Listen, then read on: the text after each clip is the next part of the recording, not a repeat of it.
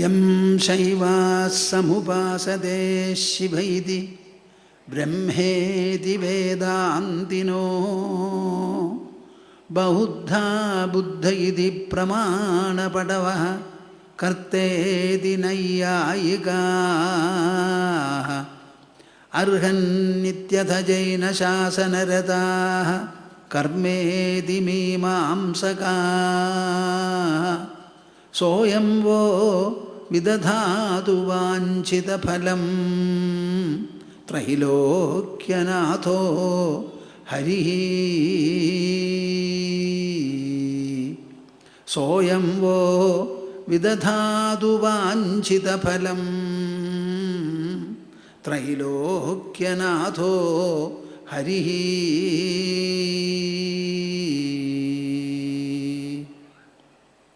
മദീയഹൃദയാകാശേ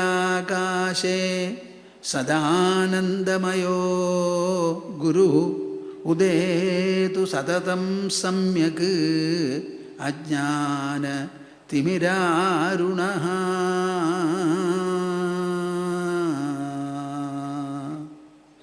ഹരി ഹരി ഹരി ഓം തസ്. നമുക്ക് 3 തവണ ഓംകാരം ജപിക്കാം ഭേഷായിട്ട്. ജപിക്കുന്ന സമയത്ത് ഞാൻ പറയാറുള്ളത് പോലെ നിങ്ങളുടെ മനസ്സ് ആവോളം വികസിച്ച ലോകം മുഴുവനും ചെല്ലണം. നാം ഈ ജപിക്കുന്ന ജപം, സംയുക്തമായിട്ടുള്ള ജപം, തൃശ്ശൂർ ജില്ലയും കേരള സംസ്ഥാനവും ഭാരതം എന്ന് പറയുന്ന ഉപഭൂഖണ്ഡവുമെല്ലാം വിട്ട് ഭൂമി മുഴുവനും വ്യാപിച്ച് അതിലുള്ള ജീവജാലങ്ങൾക്ക് എല്ലാറ്റിനും സമാധാനവും ശാന്തിയും ഉളവാക്കത്തക്ക വിധമാകണം. അങ്ങനെ ഒരു സ്വാധീനം അതിന് വേണമെന്ന് വിചാരിച്ച് വികസിത മനസ്സോടുകൂടി ജപിക്കൂ, വളരെ ദ്രവചിത്തരായി. ഹരിഹി ഹരിഹി. ഓ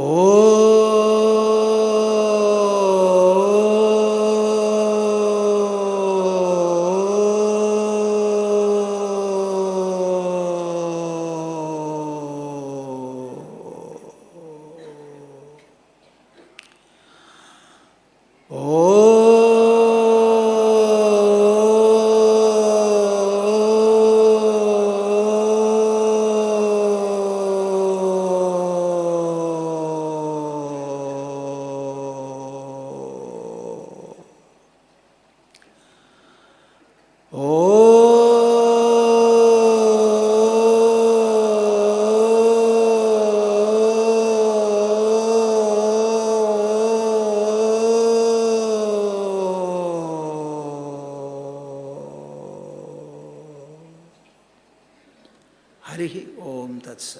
ജയഗുരു. 12 സ്കന്ധങ്ങളാണല്ലോ ശ്രീമദ് ഭാഗവതത്തിൽ. അതിൽ ഒരു സംഹിത, പാരമഹംസ സംഹിത എന്നുള്ള നിലയിൽ എല്ലാ വിഷയങ്ങളെയും പ്രതിപാദിക്കുന്നുണ്ട്. പ്രതിപാദിക്കാനുള്ള വിഷയങ്ങൾ എന്തൊക്കെയുണ്ട് എന്ന് ചോദിച്ചാൽ, ലോകം അനാദിയായിട്ടാണ് നാം ഈ ലോകത്തെ കാണുന്നത്. ഇതെപ്പോൾ തുടങ്ങി എന്ന് ചോദിച്ചാൽ ഒരാൾക്കും മറുപടി പറയാനുണ്ടാവില്ല. എല്ലാവരും പറയും ഞങ്ങൾ ജീവിക്കുന്ന ലോകം എന്നോ തുടങ്ങിയതാ എന്ന് പറയുന്നവരേ ഉള്ളൂ. പുരാണമാണത്, അതിപുരാണം.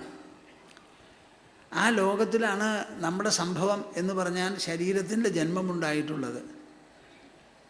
ആ ജനിച്ച നമ്മുടെ ശരീരമുണ്ടല്ലോ, അതാണ് നമ്മെ സംബന്ധിച്ചിടത്തോളം ഈ ലോകത്തിൻ്റെ എല്ലാറ്റിൻ്റെയും തുടക്കം. നമുക്ക് നമ്മെ സംബന്ധിച്ച അനുഭവം, ഞാൻ എന്നൊരനുഭവം എല്ലാവർക്കും ഉണ്ട്. എന്നിട്ട് പിന്നത്തെ അനുഭവം എൻ്റെ ദേഹം, എൻ്റെ ഇന്ദ്രിയങ്ങൾ. ആ ഇന്ദ്രിയങ്ങൾ മുഖേന ഞാൻ കാണുന്ന ലോകം, ഞാൻ വ്യവഹരിക്കുന്ന ലോകം, അങ്ങനെ പോകുന്നു. അപ്പോൾ ഇവിടെ 2 ഘടകങ്ങളുണ്ട്. ഒന്ന് ലോകം, രണ്ടാമത് അതിൽ ജനിച്ച ഞാൻ. ഈ ഞാനും ലോകവും തമ്മിലുള്ള സമ്പർക്കമാണ്, വ്യവഹാരമാണ് എല്ലാം തന്നെ. അപ്പോൾ ഈ എന്താ വിഷയങ്ങളെന്ന് പറഞ്ഞാൽ എന്താ? ഒരു ഭാഗത്ത് ഈ ലോകം, അത് പാഞ്ചഭൗതികമാണ്. പഞ്ചഭൂതങ്ങളെ എടുത്തു, പഞ്ചഭൂതങ്ങളെ കൊണ്ട് ഉണ്ടാക്കിയിട്ടുള്ളതാണ് ഈ ലോകം. ആ പഞ്ചഭൂതങ്ങൾ ഒറ്റയ്ക്കൊറ്റയ്ക്ക് നിൽക്കുന്നു. ഖരരൂപത്തിലുള്ള ഭൂമി, ദ്രവരൂപത്തിലുള്ള ജലം, വാതരൂപത്തിലുള്ള വായു. ഇത് 3 കഴിഞ്ഞാൽ വസ്തുക്കളുടെ 3 വിധത്തിലുള്ള സ്വരൂപമായി കഴിഞ്ഞു. പിന്നെയൊക്കെ ഊർജം, എനർജിയാണ്. അതിൽപ്പെട്ടതാണ് അഗ്നി. അതിൽ ചൂടുമുണ്ട്, പ്രകാശമുണ്ട്. അത് കഴിഞ്ഞാൽ പിന്നെയുള്ളത് ഒന്നും പറയാൻ പറ്റാത്ത ആകാശമാണ്. ഈ പഞ്ചഭൂതങ്ങളാൽ നിർമ്മിതമാണ് ഈ പ്രപഞ്ചം മുഴുവനും. എപ്പോഴാണ് ഈ പഞ്ചഭൂത വിസ്തൃതി ഉണ്ടായത്? ഒറ്റയ്ക്കൊറ്റയ്ക്ക് ഇങ്ങനെ ഭൂമി, വെള്ളം, വായു, ആകാശം, അഗ്നി ഇതെങ്ങനെ ഉണ്ടായി എന്ന് ചോദിച്ചാൽ ആർക്കും പറയാൻ പറ്റില്ല. അപ്പോൾ ഉണ്ടായത് എങ്ങനെയാ എന്നും ശ്രീമദ് ഭാഗവതം ചർച്ച ചെയ്യുന്നുണ്ട്. ഇത് ഇല്ലാതെ ആകുന്നത് എപ്പോഴാണ്, എന്താണ് അതിൻ്റെ ക്രമം, അതും ചർച്ച ചെയ്യുന്നുണ്ട്. ഈ പാഞ്ചഭൗതികമായ പ്രപഞ്ചത്തിൻ്റെ ഉള്ളിൽ നമ്മുടെ ഭൂമി ഒന്നും ആ ഭൂനിവാസികളും ജന്തുക്കളും മാത്രമേ ഉള്ളൂ? അതോ ഇതല്ലാതെ വല്ല ഇടവസ്തുക്കളുണ്ടോ, ഇടജീവികളുണ്ടോ എന്ന് ചോദിച്ചാൽ അതിനെപ്പറ്റിയും ഭാഗവതത്തിന് പറയാനുണ്ട്. ഇതിൽ പർവ്വതങ്ങൾ എത്രല, എന്തെല്ലാം മരങ്ങളാണ്, വൃക്ഷങ്ങളാണ്, നദികളാണ്, സർവ്വകാര്യവും പറയുന്നുണ്ട്. അതുമാത്രമല്ല, ഈ ഭാരതം എന്ന് പറയുന്ന പുണ്യഭൂമിയിൽ ജനങ്ങൾ എങ്ങനത്തെവരാണ്, എന്തെല്ലാമാണ് അവരുടെ സ്വഭാവവിശേഷം, ആചാരങ്ങളും അനുഷ്ഠാനങ്ങളും എന്തൊക്കെയാണ്, ഈ ആചാരങ്ങളും അനുഷ്ഠാനങ്ങളും കാലോചിതമായി മാറ്റാവുന്നതാണോ, മാറ്റിയിട്ടുണ്ടോ, ഇതിനൊക്കെ ഉത്തരം ശ്രീമദ് ഭാഗവതത്തിലുണ്ട്. അതിൽ ഒരളവ് വരെ ഇഹലോക വിഷയങ്ങൾ, അത് കഴിഞ്ഞാൽ പരലോകത്തെ സംബന്ധിച്ച ചർച്ചയും അതിലുണ്ട്. ഇഹം പരം എന്ന വ്യത്യാസമുണ്ടോ, പരലോകം വാസ്തവമാണോ ചോദിച്ചാൽ അല്ല എന്ന് പറയുന്നതും ഉണ്ടവിടെ. അങ്ങനെ സർവ്വകാര്യങ്ങളെയും ചർച്ച ചെയ്തു വരുന്നു. അവസാനം ഈ ശ്രീമദ് ഭാഗവതത്തിൻ്റെ കേന്ദ്രബിന്ദു കൃഷ്ണജന്മമാണ്. ആ കൃഷ്ണജന്മവും ആ ജന്മത്തിലുണ്ടായ മികവുകളും തികവുകളും നിറവുകളും വിശേഷങ്ങളുമെല്ലാം പ്രതിപാദിക്കുന്നതാണ് ഈ 10ാമത്തെ സ്കന്ധം. ആ 10ാം സ്കന്ധം കഴിഞ്ഞ് കൃഷ്ണൻ ജനിച്ച് വളർന്ന് ചെയ്യേണ്ടതെല്ലാം ചെയ്ത് കഴിഞ്ഞതിന് ശേഷം ദ്വാരകയിൽ ചെന്ന് വിശ്രമിച്ചിരിക്കുന്ന സമയത്താണ് 125 പ്രായമായിട്ടുണ്ട്, 125 വയസ്സ്.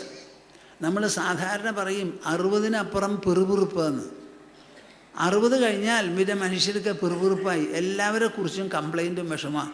ഞാൻ അങ്ങനെയായിരുന്നപ്പോൾ ഇങ്ങനെയായിരുന്നു, ഇങ്ങനെയായിരുന്നു, ഇവനിപ്പോൾ ഇങ്ങനെയാണ്, ഇങ്ങനെയുള്ള വർത്തമാനം എവിടെ പോയാലും കേൾക്കുള്ളൂ. ഒരു പിറുപിറുപ്പുമില്ലാതെ കൃഷ്ണൻ 125 വയസ്സ് വരെ കഴിച്ചു കൂട്ടി. ചെയ്യാനുണ്ടായിരുന്നതോ, രാജാവ് ക്ഷത്രിയനായിരുന്നതിനാൽ പല വിധത്തിലുള്ള സാഹസിക കർമ്മങ്ങളും ചെയ്യേണ്ടി വന്നു. അതെല്ലാം ചെയ്ത് അവസാനിപ്പിച്ച് ഒരു സ്വല്പം വിശ്രമം കൊള്ളുമ്പോഴാണ് ബ്രഹ്മദേവൻ്റെ വരവ് അനുയായികളോടുകൂടി. അദ്ദേഹം വന്ന് അങ്ങ് നിർവഹിക്കാനുള്ളതൊക്കെ നിർവഹിച്ചു കഴിഞ്ഞു പ്രഭോ, അങ്ങ് വിട്ടുപോയിട്ടുള്ള കസേര അവിടെ ആരും ഇരിക്കാതെ കഴിഞ്ഞുകൂടാണ്. അതുകൊണ്ട് ആ കസേരയിലിരിക്കാൻ വേഗം തിരിച്ചു വരണേ. ഞങ്ങളൊക്കെ അപേക്ഷിച്ചിട്ടാണല്ലോ അങ്ങയുടെ ജന്മം ഒരു പൂർണ്ണ അവതാരമായി അവതരിച്ചത്. അതൊക്കെ നിർവഹിച്ചു കഴിഞ്ഞതിന് ശേഷം ഇനി ഇവിടെ തങ്ങരുതേ, ഞങ്ങൾക്ക് അങ്ങയുടെ അനാഥത്വം, അകൽച്ച സഹിക്കാൻ വയ്യ, മടങ്ങി വരണം എന്ന് പറഞ്ഞു. അപ്പോൾ കൃഷ്ണൻ പറയാണ്, ഇത് എൻ്റെ മനസ്സിലുമുണ്ട്. എല്ലാം നിർവഹിച്ചു കഴിഞ്ഞു എന്ന് പറയുന്നത് ശരിയാണ്. പക്ഷേ ഒരു കാര്യം ബാക്കി നിൽക്കണു, വൃഷ്ണികുലത്തിൻ്റെ നാശം. സാധാരണ അവനവൻ്റെ കുലം നല്ല കുലമാണെങ്കിൽ വിട്ട് അവരുടെ ഹസ്തങ്ങളിൽ കൂടുതൽ അഭിവൃദ്ധി ഉണ്ടാവട്ടെ എന്ന് അനുഗ്രഹിച്ചു പോവുകയാണ് സാധാരണ പതിവ്. കൃഷ്ണൻ പറയേണ്ടത് എന്താ എന്ന് പറഞ്ഞാൽ, അദ്ദേഹത്തിൻ്റെ കുലത്തിൽ അദ്ദേഹത്തിൻ്റെ വിശേഷ ജന്മം കൊണ്ടും പല വിധത്തിലുള്ള വൈഭവങ്ങളും സാഹസികവും അനിതര സാധാരണവുമായിരിക്കുന്ന പല പ്രവൃത്തികൾ കൊണ്ടും അവർക്കെല്ലാവർക്കും ഒരു അഭിമാനം, ഒരു ഗർവ് വന്നിരിക്കണം. ആ ഗർവുള്ളവർ ഇപ്പം അവരെ പിടിച്ചു നിർത്താൻ ആരുമില്ല. ഞാനുള്ളപ്പോൾ എന്ത് പറഞ്ഞാലും കേൾക്കും, അതും ശരിയല്ല. തമ്മിൽ വഴക്ക് കൂടുമ്പോൾ അവിടെ ചെന്ന് വഴക്ക് കൂടരുതെന്ന് പറഞ്ഞ് ഒതുക്കാൻ പുറപ്പെട്ടപ്പോൾ കൃഷ്ണനെയും പൊതിരെ തല്ലി ഈ കൂട്ടരെ. അപ്പോൾ പറഞ്ഞാൽ കേൾക്കുമെന്ന് പറയുന്നതും കൂടി ശരിയല്ല. ഞാൻ പോയിക്കഴിഞ്ഞാൽ വലിയ ആപത്താവും സമാജത്തിന്. കരകവിഞ്ഞൊഴുകുന്ന ഉപ്പുവെള്ളമാണല്ലോ സമുദ്രത്തിൽ. കരകവിഞ്ഞ് സർവ്വസ്ഥലത്തും എത്തിക്കഴിഞ്ഞാൽ പിന്നെ അവിടെ വല്ല കൃഷിയോ ഭക്ഷണ സാധനങ്ങളോ ഉണ്ടാക്കാൻ പറ്റുമോ? പറ്റില്ല. അതുമാതിരി സമാജത്തിനെ നശിപ്പിച്ച് കളയും. അവരെ ഞാൻ എന്തെങ്കിലും ഒരു സംഭവം ഉണ്ടാക്കി അവരെ നശിപ്പിച്ച് അതിൻ്റെ ഭാഗമായി ഞാനും വരാം എന്ന് പറഞ്ഞ് ബ്രഹ്മാവിനെ അയച്ചു. ഈ വർത്തമാനം പറയണത് വളരെ വിശ്വസ്തനായിരിക്കുന്ന ഉദ്ധവൻ കേട്ടിട്ടുണ്ട്, അറിഞ്ഞിട്ടുണ്ട്. എവിടെ പോകുമ്പോഴും കൃഷ്ണൻ ഉദ്ധവനെ കൂട്ടിക്കൊണ്ടുപോകും. എവിടെ പോവുകയാണെങ്കിലും ഉദ്ധവനെ മാത്രം ഒഴിച്ചു നിർത്തില്ല. എന്താ കാരണം? കൃഷ്ണൻ എന്ത് പറഞ്ഞാലും ചെയ്താലും അതിൽ സ്വല്പമെങ്കിലും അങ്ങനെ വേണ്ടിയിരുന്നില്ല എന്നൊരഭിപ്രായമോ മുഖം ചൂളലോ ഒന്നും ഉണ്ടാവില്ല. കൃഷ്ണൻ എന്ത് ചെയ്താലും മൂപ്പർക്ക് ഇഷ്ടമാണ്. കൃഷ്ണൻ ഭക്ഷണം കഴിച്ച് ബാക്കിയുള്ള ഉച്ഛിഷ്ടമാണ് ഉദ്ധവൻ കഴിച്ചുകൊണ്ടിരുന്നത്. ഉടുത്തഴിച്ചിട്ട വസ്ത്രമാണ് ഉടുക്കുക. അപ്പം അത്രത്തോളം സാമീപ്യമാണ്. പ്രധാനപ്പെട്ട കാര്യങ്ങളിൽ ഉദ്ധവൻ എന്താണ് അഭിപ്രായം, എങ്ങടാ പോണ്ടത്, രാജസൂയാഗം നടക്കാൻ പോണു, അവിടേക്ക് പോകണോ അതോ വേറൊരു വഴിക്ക് തിരിയണോ എന്ന് ചോദിച്ചപ്പോൾ രാജസൂയാഗത്തിന് പോവുക നല്ലത്. അതിന് പോയിക്കഴിഞ്ഞാൽ അതിൻ്റെ ഭാഗമായി ജരാസന്ധ വധവും കൂടി നടത്താൻ സൗകര്യമുണ്ട്. അതുകൊണ്ട് അങ്ങ് രാജസൂയാഗത്തിന് പോവുകയാണ് നല്ലത് ഇന്ദ്രപ്രസ്ഥത്തിലേക്ക് എന്ന് ഉദ്ധവനാണ് പറഞ്ഞു കൂട്ടിക്കൊണ്ടുപോയത്. നിങ്ങൾ മനസ്സിലാക്കണം അദ്ദേഹം ഉദ്ധവനുള്ള സ്ഥാനം എന്താണ്.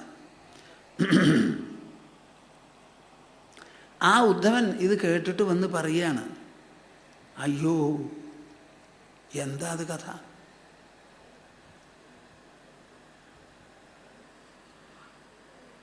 അങ്ങ് പോകാൻ തീർച്ചയാക്കി, ലോകം വിട്ട് ശരീരവും വിട്ട് തീർച്ചയാക്കി കഴിഞ്ഞാൽ പിന്നെ പോവാതെ ഇരിക്കില്ല. ഒരു കാര്യം ഉറപ്പിച്ചു കഴിഞ്ഞാൽ അത് ഉറപ്പിച്ചതുപോലെയാണ്. അതിനി മാറ്റാൻ ആരെക്കൊണ്ടും പറ്റില്ല, അങ്ങോട്ട് മാറൂല്ല, ദൃഢനിശ്ചയനാണല്ലോ.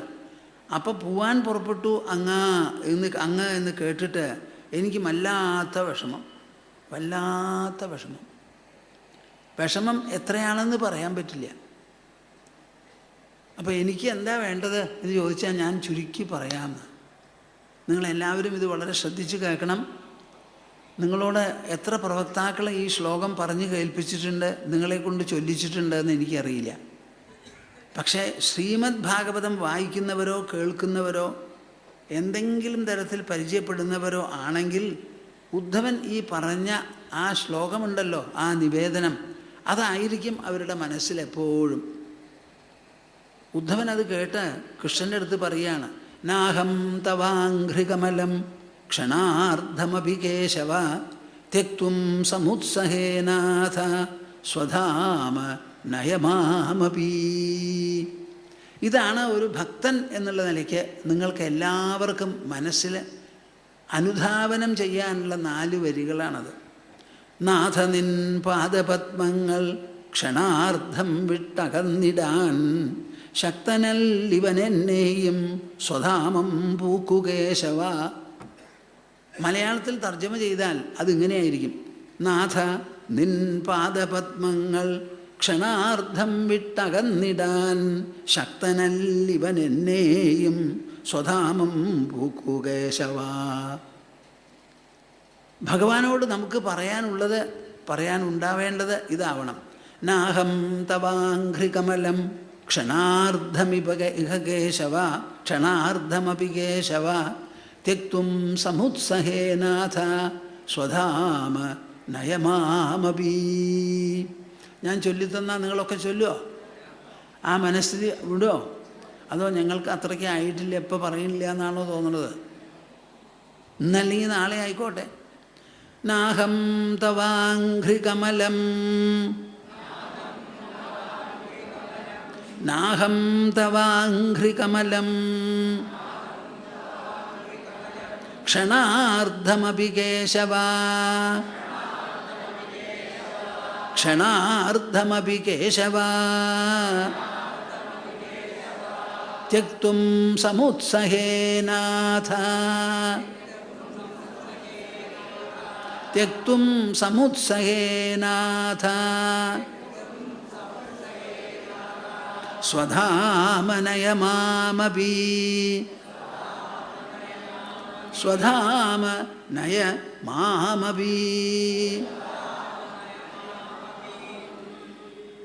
ഹേ നാഥ, അങ്ങയുടെ മുൻപിൽ എനിക്കൊരു നിവേദനം സമർപ്പിക്കാനുള്ളത് ഇതാണ്.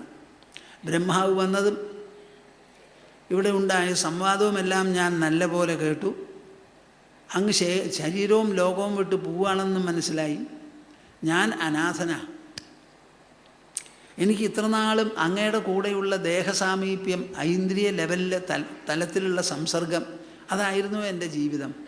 ഞാൻ ബാക്കി ഒരു കാര്യവും ആലോചിച്ചിട്ടില്ല. ഞാൻ യോഗിയല്ല, തപസ്വിയല്ല, എനിക്ക് ധ്യാനവും അറിയില്ല, ഒന്നും അറിയില്ല. അങ്ങയുടെ കൂടെയുള്ള സംസർഗം, ആ സംസർഗത്തിൽ നിന്ന് കിട്ടുന്ന സുഖം, സാഫല്യം, ആ ദീപ്തി മാത്രമേ എനിക്കുള്ളൂ. അങ്ങനെയുള്ള ഞാൻ അങ്ങ് പോയിക്കഴിഞ്ഞാൽ പിന്നെ എങ്ങനെയാണ് ഈ ലോകത്തിൽ കഴിഞ്ഞുകൂടുക? അപ്പം എൻ്റെ മനസ്സിൽ എനിക്ക് പറയാനുള്ളത്, ക്ഷണാർദ്ധമപി കേശവ നാഹം തവാഘ്രികമലം ത്യക്തും സമുത്സഹേ. അങ്ങയുടെ പാദങ്ങളുടെ കൂടെ അടിയിലിങ്ങനെ കഴിഞ്ഞുകൂടുക എന്ന് പറയണത് അരനിമിഷം പോലും വിട്ടിരിക്കാൻ എനിക്ക് പറ്റില്ല. അരനിമിഷം ആ കാര്യം ആലോചിക്കുകയേ വേണ്ട. കൃഷ്ണൻ പോയാൽ പിന്നെ എന്താവുന്നൊരു ചോദ്യം എൻ്റെ മനസ്സിലില്ല. കൃഷ്ണൻ പോയിട്ട് ലോകത്തിൽ കഴിഞ്ഞുകൂടുന്നത് സാധ്യമല്ല. നോക്കൂ, ഒരു ഭക്തൻ ഭഗവാന്റെ മുൻപിൽ പറയുന്നതാ. നിങ്ങൾ ആരെങ്കിലും ഈശ്വരനോട് ഇങ്ങനെ പറഞ്ഞിട്ടുണ്ടോ? എപ്പോഴെങ്കിലും നിങ്ങളുടെ മനസ്സിൽ തോന്നിയിട്ടുണ്ടോ? നാം ഭഗവാനെ വളരെയധികം ആരാധിക്കും, സ്തുതിക്കും. ഭഗവാനേ, അങ്ങല്ലാതെ ഒരാളൂലേ, അതും പറയും. പക്ഷെ അങ്ങില്ലാതെ അരനിമിഷം കഴിച്ചു കൂട്ടാൻ എനിക്ക് പറ്റില്ലേ. അതുകൊണ്ട് അങ്ങുള്ളയിടത്തേക്ക് ഇപ്പം തന്നെ ഇവിടെ വിടരുതേ, അരനിമിഷം പോലും ഇനി ഇവിടെ ഇരുത്തരുതേ എന്ന് ആരെങ്കിലും പറഞ്ഞിട്ടുണ്ടോ ഈ സദസ്സിൽ? എന്നാ ഒരു ഭക്തൻ പറയേണ്ടത് ഇതാണ്: നാഹം തവാഘ്രികമലം ക്ഷണാർദ്ധമപി കേശവ ത്യക്തും സമുത്സഹേ നാഥ സ്വധാമനയമാമപി. അങ്ങയുടെ ഇരിപ്പ് എവിടെയോ അവിടേക്ക് എന്നെ ഇങ്ങോട്ട് കൊണ്ടുപോകുന്നാണ് പറയണത്, വേറെ ഒന്നുമല്ല പറയുന്നത്. ഒരു പക്ഷേ ഉദ്ധവൻ മാത്രാവും ഇങ്ങനെ പറഞ്ഞത്, വേറെ ഒരാളും കൃഷ്ണനോട് ഇങ്ങനെ പറഞ്ഞിട്ടുണ്ട് എന്ന് എനിക്ക് തോന്നുന്നില്ല. ഒരാളും പറഞ്ഞിട്ടുണ്ട് എന്ന് തോന്നുന്നില്ല. നരകാസുരൻ്റെ കാരാഗൃഹത്തിൽ നിന്ന് 16,000 വനിതകളെ നരകാസുരനെ കീഴടക്കി ആ കാരാഗൃഹം തുറന്ന എല്ലാവരെയും മോചിപ്പിച്ചപ്പോൾ അവരെല്ലാവരും മുക്തരായി എന്നുള്ളത് ശരിയാ. പക്ഷെ അവരെവിടേക്കാണ് പോവുക? ഞങ്ങൾക്ക് പോകാനായിട്ട് ഒരു സ്ഥലവും ഇല്ല.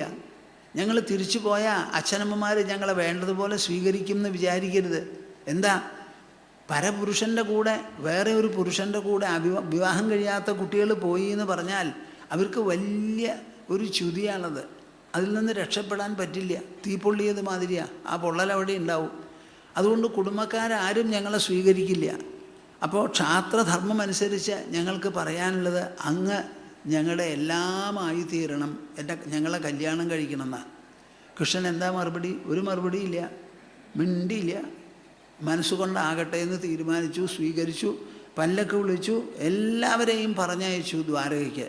ഒരേ മുഹൂർത്തത്തിലാണ് 16,000 കന്യകമാരെയും കൃഷ്ണൻ വിവാഹം കഴിച്ചത്.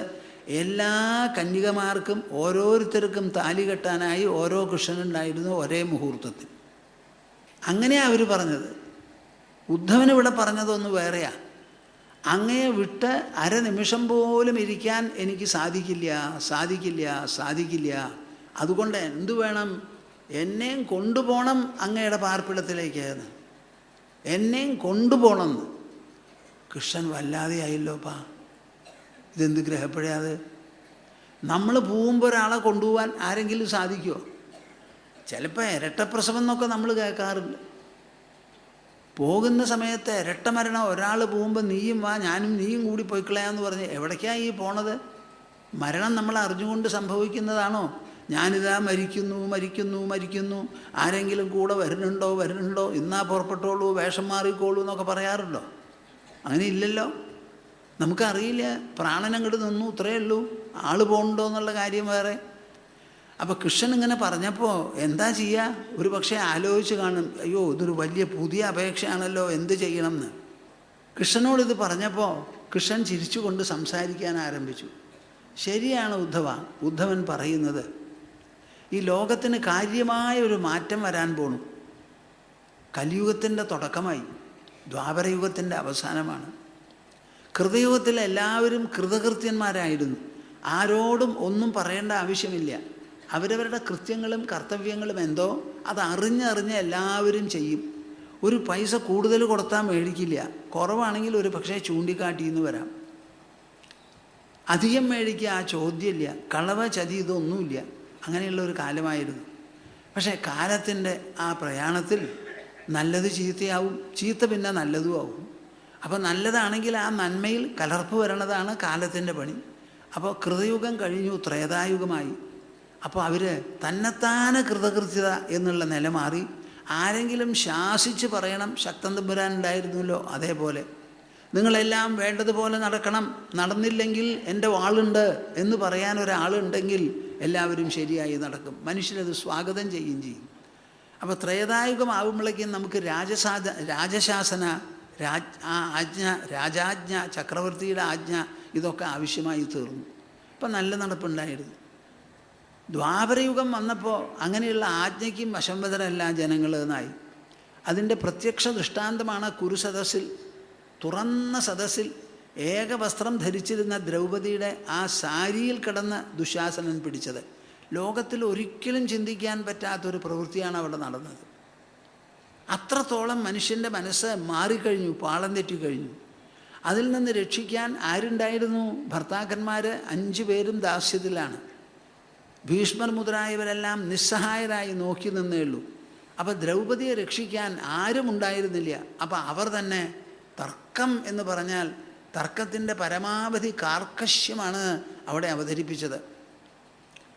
നിങ്ങളുടെ ദാസ്യം എന്നിൽ അടിച്ചേൽപ്പിച്ചിട്ടില്ല.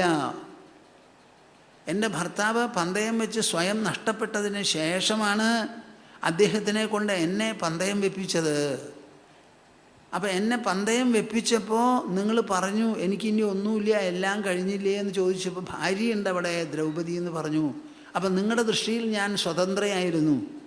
ആ സ്വതന്ത്രയായിരിക്കുന്ന ദ്രൗപദി ഇതാ പറയുന്നു, പിന്നീട് സ്വതന്ത്രനായ എൻ്റെ ഭർത്താവ് അടിച്ചേൽപ്പിച്ച ദാസ്യം എനിക്ക് ബാധകമല്ല എന്നൊരൊറ്റ വാദ.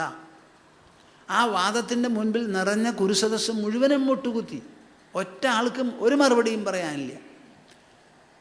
അങ്ങനെ ദുർലക്ഷണങ്ങളൊക്കെ കണ്ടപ്പോഴാണ് ധൃതരാഷ്ട്രൻ വിളിച്ച്, ഞാൻ മുമ്പും പറയണ്ടായി നിങ്ങളോട്, ദുർലക്ഷണങ്ങൾ കണ്ടപ്പോൾ പേടിച്ച് പരിഭ്രമിച്ച് ദ്രൗപദിയോട് വരാൻ പറഞ്ഞ്, എൻ്റെ മരുമക്കളിൽ വെച്ച് നീയാണ് ഏറ്റവും ഉത്തമ, ദാസ്യമില്ല ഒന്നുമില്ല, എല്ലാവരെയും വിടിവിച്ച് പറഞ്ഞയച്ചു. അവരുടെ ആ തർക്കചാതുര്യൈ. ഇപ്പോൾ കലിയുഗത്തിലോ സംഘേ ശക്തി കലൗയുഗേ. ഇപ്പോൾ കൂട്ടായിട്ടുള്ള ഡെമോൺസ്ട്രേഷൻ, അതാണ് നമുക്ക് ആവശ്യം. എന്തെല്ലാം വേണമോ അത് മുഴുവനും നമുക്ക് വേണം. വീട്ടിലിരുന്ന് ഒരു ഗ്ലാസ് ചായ കുടിച്ചിട്ട് സംസാരിച്ചാൽ വിലയുണ്ടാവില്ല. എന്ത് പറയണോ അത് പുറത്തു വന്ന് പറയണം, 10 ആളെ കൂട്ടി പറയണം. ഡെമോക്രസി എന്ന് പറയുന്നത് ജനാധിപത്യം നിലനിൽക്കണമെങ്കിൽ ജനങ്ങൾ എപ്പോഴും ജനങ്ങളുടെ ആധിപത്യമാണ്, സർക്കാരിൻ്റെ ആധിപത്യമല്ല അവിടെ, ജനങ്ങളുടെ ആധിപത്യം. അപ്പോൾ ജനങ്ങൾ എന്തു വേണം? എന്ത് തെറ്റുണ്ടെങ്കിലും അത് കൂട്ടായി ചൂണ്ടിക്കാണിക്കണം, ആവശ്യങ്ങൾ ഉണ്ടെങ്കിൽ ഉന്നയിക്കണം, പ്രതിഷേധങ്ങൾ ഉണ്ടെങ്കിൽ ഉടനെ അറിയിക്കണം. മിണ്ടാണ്ടിരുന്നാൽ പറ്റില്ല. അപ്പോൾ കൂടിച്ചേർന്ന് സംസാരിക്കുക, കൂടിച്ചേർന്ന് നടക്കുക, കൂടിച്ചേർന്ന് പ്രകടമാക്കുക, അതാണ് നമുക്ക് ആവശ്യം. എന്ന് പറഞ്ഞിട്ട് പൊതുസ്വത്ത് നശിപ്പിക്കരുത്. ഹർത്താലും പുറത്താലും ഒന്നുമല്ല അതിനുള്ള വഴി. കൂട്ടായി നമ്മൾ പറഞ്ഞാൽ കേട്ടോളണം, അപ്പോഴേ ജനാധിപത്യം ഉണ്ടാവുള്ളൂ. ജനാധിപത്യം വളരെ ശക്തമാണ് ഭാരതത്തിൽ. സംഘേ ശക്തി കലയുഗേ. ഇതാണ് ഈ 4 യുഗങ്ങളുടെ ക്രമം. അതിൻ്റെ തുടക്കമായി എന്ന് കൃഷ്ണൻ പറയുകയാണ്. എന്താ പറയണത്? നവസ്തവ്യം ത്വയൈവേഹ മയാ ത്യക്തേ മഹീതലേ ജനോ അധർമ്മരുചിർഭദ്ര ഭവിഷ്യതി കലൗയുഗേ. നവസ്തവ്യം ത്വയൈവേഹ മയാ ത്യക്തേ മഹീതലേ. ഉദ്ധവൻ പറയുന്നത് ശരിയാണ്. എന്താ കാരണം? ഞാൻ ഈ ഭൂമി വിട്ടങ്ങോട്ട് പോയി എന്നുണ്ടെങ്കിൽ ഇവിടെ പിന്നെ വസിക്കാൻ കൊള്ളില്ല. എൻ്റെ കൂടെ താമസിച്ച് എൻ്റെ സാമീപ്യം അനുഭവിച്ച് ഒരു വിധത്തിലുള്ള പഞ്ഞമോ പട്ടിണിയോ ഒന്നുമില്ലാതെ സന്തോഷമായി ജീവിച്ചു പോകുന്ന ഒരാൾ ഞാനില്ലാതെ ആയാൽ ഇവിടെ കഴിഞ്ഞുകൂടാൻ സാധിക്കില്ല. സർവത്ര അഭദ്രമാണ്. ഭദ്രത അങ്ങോട്ട് കംപ്ലീറ്റ് ആയിട്ട് മുഴുവൻ പോകും. അതുകൊണ്ട് ഉദ്ധവൻ പറയണത് ശരിയാ, ഞാൻ സമ്മതിച്ചു. ഇനി എൻ്റെ കൂടെ വരണ കാര്യമല്ലേ, ഒരാളുടെ കൂടെ ഇന്നൊരാൾക്ക് വരാൻ പറ്റില്ല. ഉദ്ധവൻ്റെ വിഷമം എന്താ? ഞാൻ പോവുമല്ലോ, അത് കഴിഞ്ഞാൽ താൻ ഒറ്റയ്ക്കാവൂലോ എന്ന്. അപ്പോൾ എനിക്ക് പറയാനുള്ളത് എന്താ? ഞാൻ പോകുന്നതിന് തന്നെ മുൻപ് ഇപ്പം തന്നെ ഉദ്ധവനാ പോയിക്കോളൂ. അപ്പോൾ പിന്നെ ബുദ്ധിമുട്ടും വിഷമം ഉണ്ടെങ്കിൽ എനിക്കല്ലേ ആ വിയോഗം കാര്യമായിട്ട് കൊള്ളേണ്ടത്. ഉദ്ധവൻ എല്ലാം വിട്ട് ഞാൻ ഇരിക്കുമ്പോൾ തന്നെ പൊയ്ക്കളയാന്ന് പറഞ്ഞു. ത്വം തു സർവം പരിത്യജ്യ ത്വം തു സർവം പരിത്യജ്യ സ്നേഹം സ്വജനബന്ധുഷു മയ്യാവേശ്യ മനസ്സമ്യക് സമദൃക് വിചരസ്വഗാം. ഇവിടുന്ന് അങ്ങോട്ട് കൃഷ്ണൻ പറയുന്ന ഒരു 6 ശ്ലോകമുണ്ട്. അതാണ് ഈ ശ്ലോക ഷഡ്കം എന്ന് പറയുന്നത്. ശ്രീമദ് ഭാഗവതത്തിൻ്റെ സന്ദേശം എന്താ? ഒരു ഭക്തനോട് ഭഗവാന് അന്തിമ നിമിഷത്തിൽ എന്താണ് പറയാനുള്ളത്? നമുക്ക് അവസാനം പ്രാപ്യസ്ഥാനം എന്ത്, ഗതി എന്ത്, ലക്ഷ്യമെന്ത്, അതെങ്ങനെ നേടിയെടുക്കും എന്ന് ചോദിച്ചാൽ ഇതാണ് അതിനുള്ള വഴി. ആദ്യമായിട്ട് പറയാണ്, ത്വം തു സർവം പരിത്യജ്യ സ്നേഹം സ്വജനബന്ധുഷു മയ്യ ആവേശ്യ മനസ്സമ്യക് സമദൃക് വിചരസ്വഗാം. ഇത് സാധിക്കണം ഒരു ഭക്തന്. ത്വം തു സർവം പരിത്യജ്യ, എല്ലാറ്റിനെയും വിടൂ, പരിത്യാഗം ചെയ്യൂ. ഇത് വീട്ടിൽ ചിലർ അറിഞ്ഞോ അറിയാതെയോ നഷ്ടപ്പെട്ടു പോയി അകന്നു എന്നുള്ളതല്ല. അവിടെ നമ്മൾ മനസ്സുകൊണ്ട് എല്ലാറ്റിനെയും വിടുകയാണ്. ഇത്രയും കാലം ജീവിച്ചു ഞാൻ എല്ലാവരോടും കൂടി, അവരുമായി സുഖദുഃഖങ്ങൾ പങ്കിട്ടു, പല വിധത്തിലുള്ള ഭോഗങ്ങൾ അനുഭവിച്ചു. ഇതെല്ലാം കഴിഞ്ഞു, എനിക്ക് മതിയെന്ന് തോന്നുന്നു. ഞാനിതാ എല്ലാവരെയും വിട്ട് എല്ലാവർക്കും അഭിനന്ദനങ്ങളും അനുഗ്രഹങ്ങളും പറഞ്ഞുകൊണ്ട് പോകുകയാണ് എന്ന് പറഞ്ഞ് അങ്ങോട്ട് പോകാൻ പറ്റണം. അങ്ങനെ മനസ്സിന് വിടാനുള്ള ഒരു ശക്തി, വിടാനുള്ള ഒരു സന്നദ്ധത, അതിനുള്ള ഒരു പാകം നമുക്കുണ്ടാവണം. ത്വം തു സർവം പരിത്യജ്യ സ്നേഹം സ്വജനബന്ധുഷു. സ്വജനങ്ങളോടും ബന്ധുക്കളോടും സ്നേഹമുണ്ട്. ആ സ്നേഹം അങ്ങോട്ട് വിട്ടേക്കൂ. ഇത്രയും കാലം അത് വളർത്തി, അതിൻ്റെ തണലിൽ ജീവിച്ചു, അതിൻ്റെ സൗഭാഗ്യം അനുഭവിച്ചു. ഇനി അത് വിടുമ്പോഴുമുണ്ട് നമുക്കൊരു സൗഭാഗ്യം. ആ സൗഭാഗ്യവും കൂടി അനുഭവിക്കൂ. അതാണ് വൈരാഗ്യസുഖം. വൈരാഗ്യസുഖം എന്ന് പറയുന്നത് രാഗസുഖം, എന്തിനോട് സ്നേഹമുണ്ടോ ആ വസ്തുക്കളോട് കൂടിയിരുന്നിട്ടുള്ള സുഖമാണ്. വിരാഗസുഖം എന്ന് പറഞ്ഞാൽ എല്ലാം വിട്ടിരിക്കുന്ന ആ വൈരാഗ്യാന്നപരം. വൈരാഗ്യം വിട്ട് ഒരു സുഖം നമുക്കില്ല എന്ന്. അത്ര വിശേഷപ്പെട്ടതാണ് വൈരാഗ്യസുഖം. അപ്പോൾ ത്വം തു സർവം പരിത്യജ്യ സ്നേഹം സ്വജനബന്ധുഷു മയ്യാവേശ്യ മനസ്സമ്യക് സമദൃക് വിചരസ്വഗാം. സ്വജനങ്ങളോടുള്ള സ്നേഹവും പാശവും ഒക്കെ വിട്ടുകഴിഞ്ഞാൽ പിന്നെ മനസ്സ് എന്താ പിടിച്ചു നിൽക്കുക എന്ന് ചോദിച്ചാൽ മയി ആവേശ്യ മനഃ സമ്യക്. മനസ്സിനെ എന്നിൽ പൂർണ്ണമായി ആവേശിപ്പിക്കുക. ഇതുവരെ ഈശ്വരനെ വിചാരിച്ചു, ഈശ്വരനെ മനസ്സിലും നിർത്തി, നാമങ്ങളൊക്കെ ജപിച്ചു, കീർത്തനങ്ങളൊക്കെ പാടി, ഭാഗവതവും വായിച്ചു, എല്ലാം ശരിയാണ്. പക്ഷേ സ്വജനങ്ങളോടുള്ള സ്നേഹവും കൂറും കടപ്പാടും ഒക്കെ അത് അങ്ങനെ ഭദ്രമായി സൂക്ഷിച്ചിരിക്കുക. ഭഗവാനേ എൻ്റെ കുട്ടികളുടെ കാര്യം, ഭഗവാനേ ബാക്കി, അതാണ് നമ്മുടെ മനസ്സിലുള്ള വിചാരം. ഭഗവാൻ അത് നോക്കിക്കോളും, സർവജ്ഞനാണ്, സർവശക്തനാണ്, ആ കാര്യങ്ങളൊക്കെ വേറെ.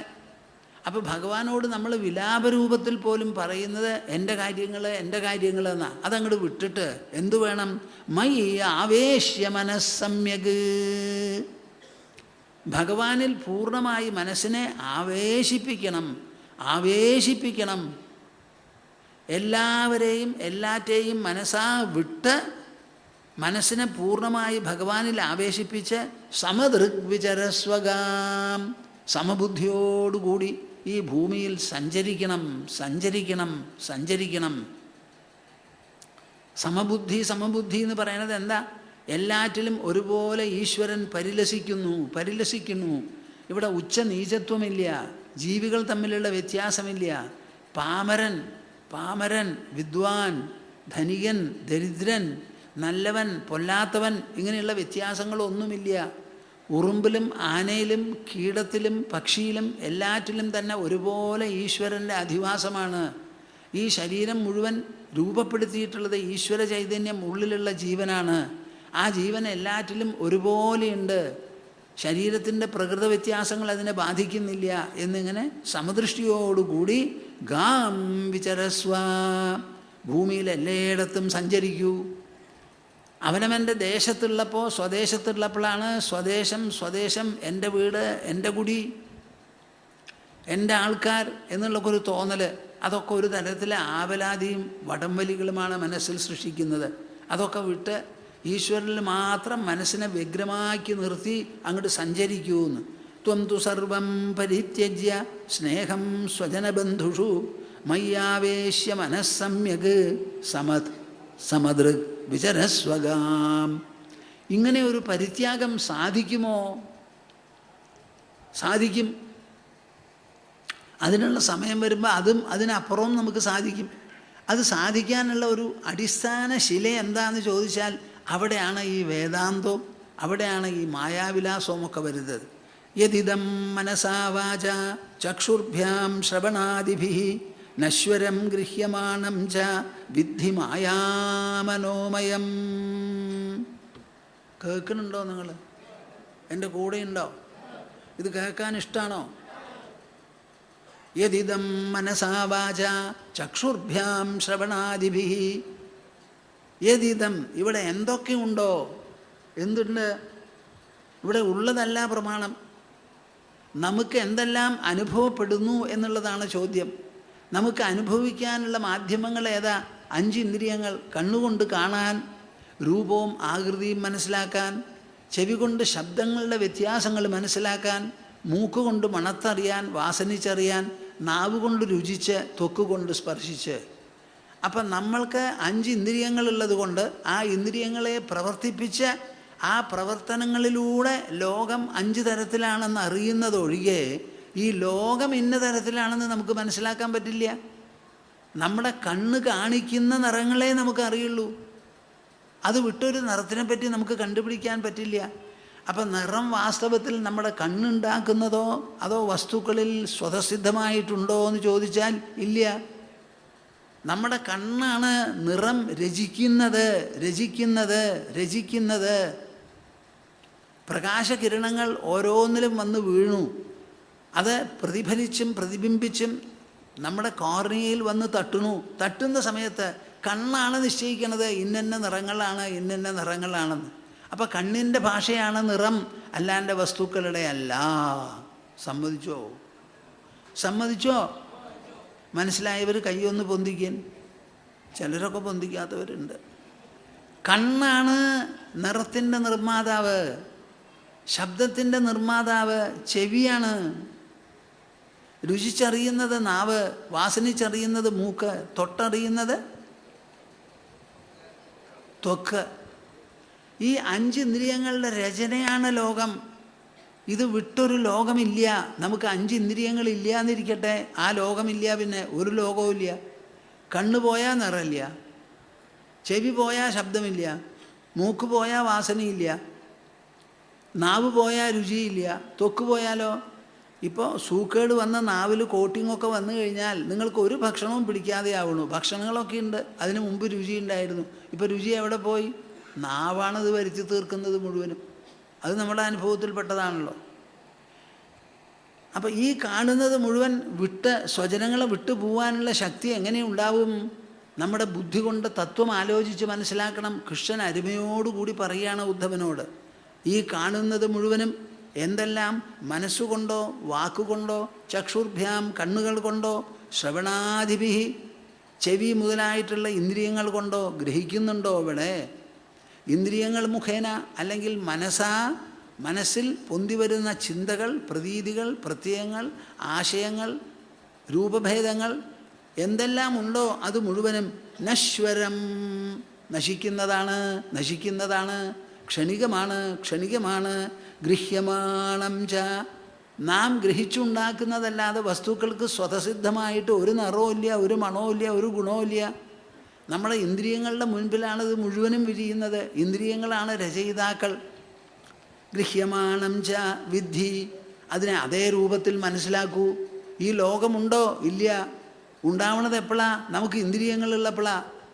ഇന്ദ്രിയങ്ങളുടെ മുൻപിലാണ് ലോകം. ഇന്ദ്രിയങ്ങളില്ലെങ്കിൽ ലോകമില്ല.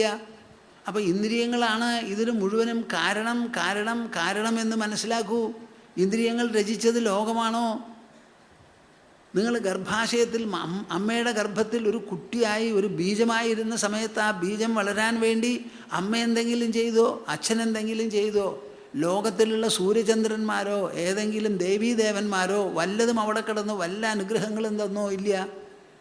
ആ അണ്ടവും ആ ബീജവുമൊക്കെ സ്വയം അതിൻ്റെ ഉള്ളിൽ കിടക്കുന്ന അന്തർഗതമായ ശക്തിയുടെ പേരിൽ ഓരോന്നിതാ, ഇവിടെ കണ്ണ്, ഇവിടെ മൂക്ക്, ഇവിടെ ചെവി, ഇവിടെ നാവ്, ഓരോന്ന് അത് തന്നെത്താനെ ഉണ്ടാക്കിയതാ. പുറമേ നിന്നുള്ള ഒരു ശക്തി അവിടെ പ്രവേശിച്ചിട്ടില്ല. ഇത് മുഴുവനും നമ്മുടെ ഉള്ളിൽ കിടക്കുന്ന ആ വിശേഷപ്പെട്ട ആത്മചൈതന്യമുണ്ടല്ലോ, അത് രൂപപ്പെടുത്തിയതാണ് നമ്മുടെ ഇന്ദ്രിയങ്ങളും ദേഹവും അവ മൂലമുള്ള പ്രപഞ്ചവും പ്രപഞ്ചവസ്തുക്കളും. യദിദം മനസാ വാചാ ചക്ഷുർഭ്യാം ശ്രവണാദിഭിः നശ്വരം ഗൃഹ്യമാണം ച വിദ്ധി. ഇത് മുഴുവനും ഇങ്ങനെ മനസ്സിലാക്കൂ. അപ്പോൾ ഇല്ലാത്ത വസ്തുക്കളാണോ ഇത്? അതെ, ഉള്ള എന്നുള്ള തോന്നലാണ് ഇവിടെ. ആ തോന്നുന്നതും തോന്നിക്കുന്നതും മനസ്സാണ്. മനസ്സിൻ്റെ മുൻപിലാണ് ലോകം. മനസ്സാണ് ഇന്ദ്രിയങ്ങളെ രചിച്ചത്. ആ ഇന്ദ്രിയങ്ങൾ മുഖേനയാണ് ലോകം പ്രകാശിക്കുന്നത്. ഈ മനസ്സില്ല എന്നുണ്ടെങ്കിലോ ഒന്നും ഒട്ടും ഉണ്ടാവില്ല. അതൊരു കൃത്രിമമായിരിക്കുന്ന സൃഷ്ടിവിശേഷമാണ്. ഇതെല്ലാം വാസ്തവത്തിൽ ഉണ്ട് എന്ന് കണക്കാക്കരുത്.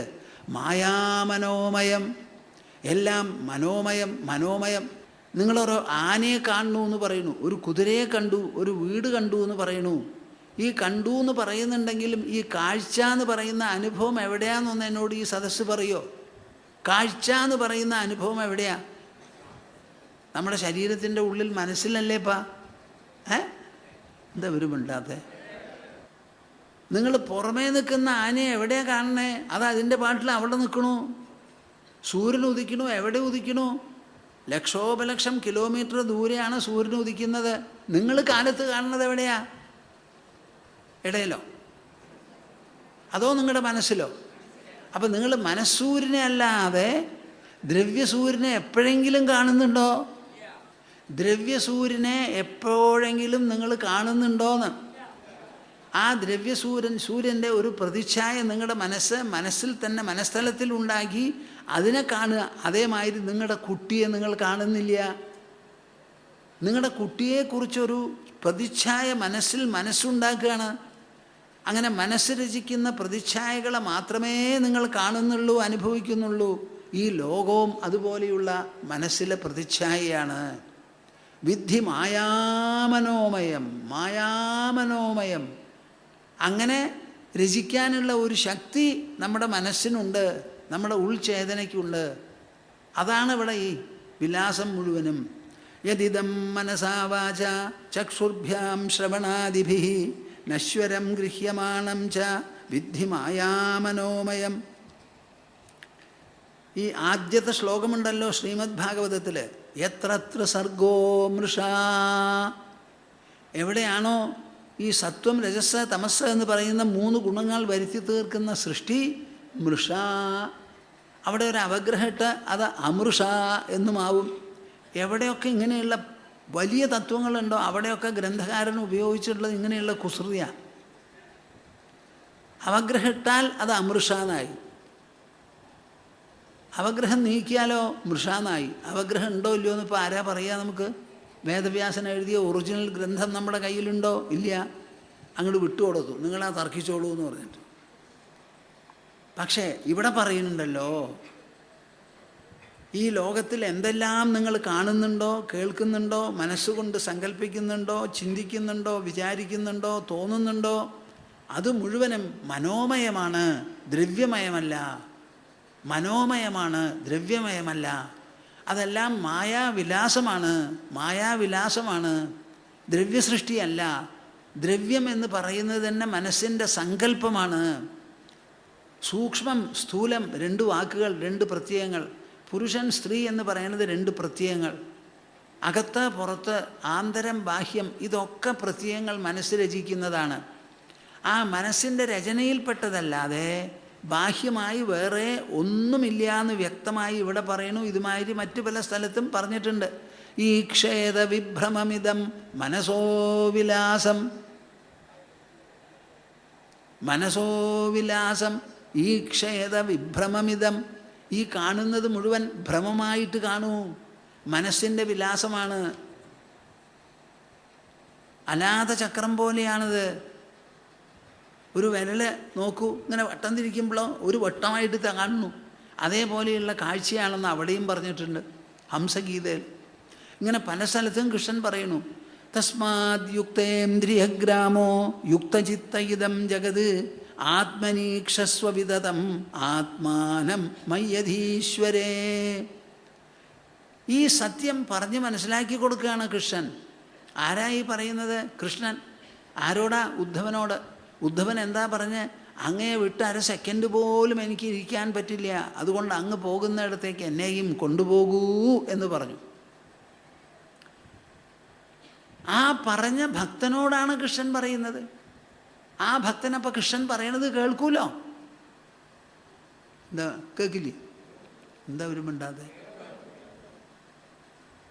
ആ ഭക്തനോട് പറയാണ്, ഈ കാണുന്നത് മുഴുവൻ മനോമയമാണ്, മായാവിലാസമാണ്. ഇവിടെ വാസ്തവികമായ ഒരു സൃഷ്ടിവിശേഷം ഇല്ല.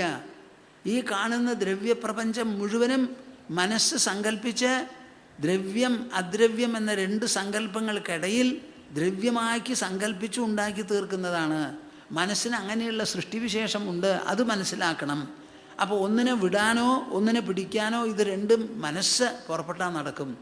ഇത്ര നാളും കെട്ടിപ്പുലുക്കി കഴിഞ്ഞുകൂട്ടി ഇപ്പോൾ എല്ലാറ്റിനെയും വിട്ട് ഒറ്റയ്ക്ക് പോവാനും തീരുമാനിക്കുക. അത് സാധിക്കുമോ എന്ന് ആലോചിക്കരുത്. എങ്ങനെ എല്ലാറ്റിനോടും കെട്ടുപിണഞ്ഞ് ഇത്ര നാൾ കഴിഞ്ഞുവോ അതേമാതിരി ഞാൻ ഈ പറയുന്ന തത്വം, ജ്ഞാനം, ബുദ്ധിവിശേഷം മനസ്സിലാക്കി ഉദ്ധവാ വിട്ടങ്ങോട്ട് കളഞ്ഞേക്കൂ. എന്തായാലും ഈ ദ്വാരക 7-ാം ദിവസം സമുദ്രത്തിൽ മുങ്ങിപ്പോവുക. ആരൊക്കെ ഉണ്ടോ അവരൊക്കെ പാടെ കൂടി മുങ്ങും. അതിന് മുമ്പേ പോയവർ രക്ഷപ്പെട്ടു, ഇല്ലെങ്കിൽ ഒക്കെ പോയി. തസ്മാത് യുക്തേന്ദ്രിയഗ്രാമോ യുക്തചിത്ത ഇദം ജഗത് ആത്മനീക്ഷസ്വവിദതം ആത്മാനം മയ്യധീശ്വരേ.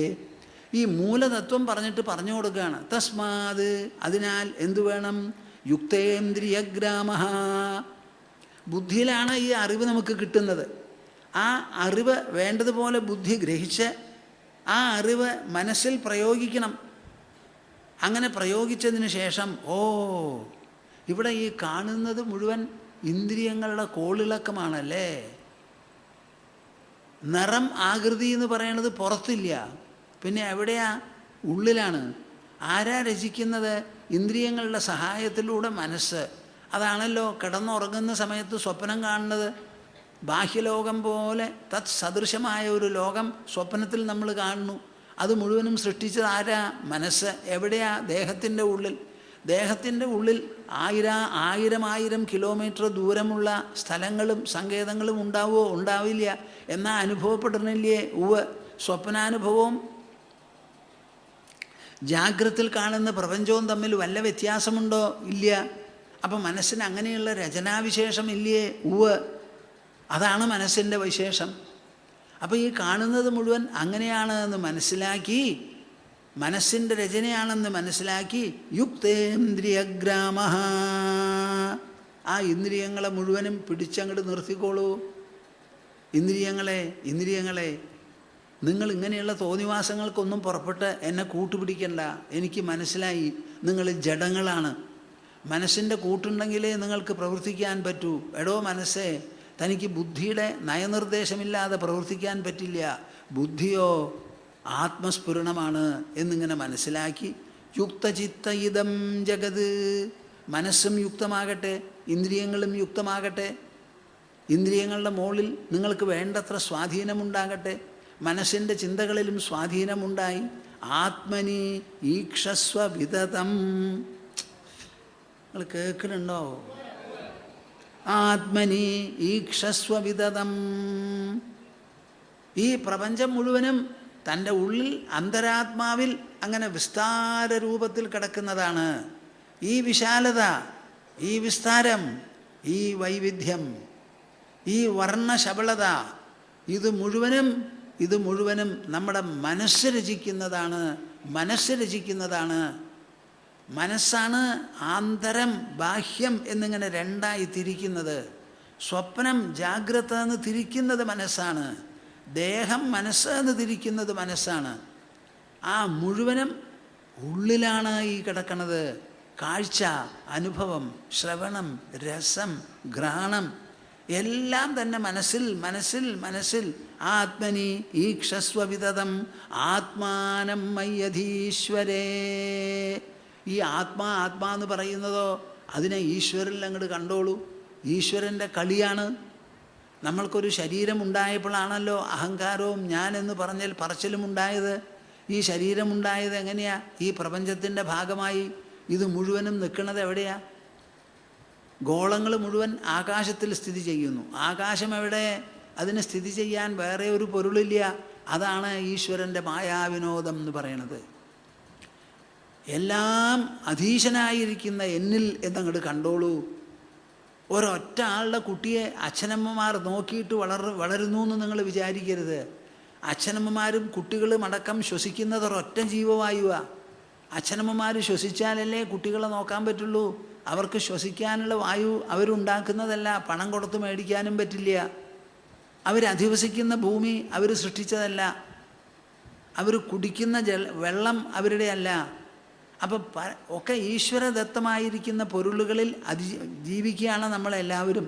അങ്ങനെ വരുമ്പോൾ ഈ ഈശ്വരനില്ലാതെ ഇവിടെ സംരക്ഷകൻ വേറെ ആരാണല്ലേ? ഒന്നുമില്ല.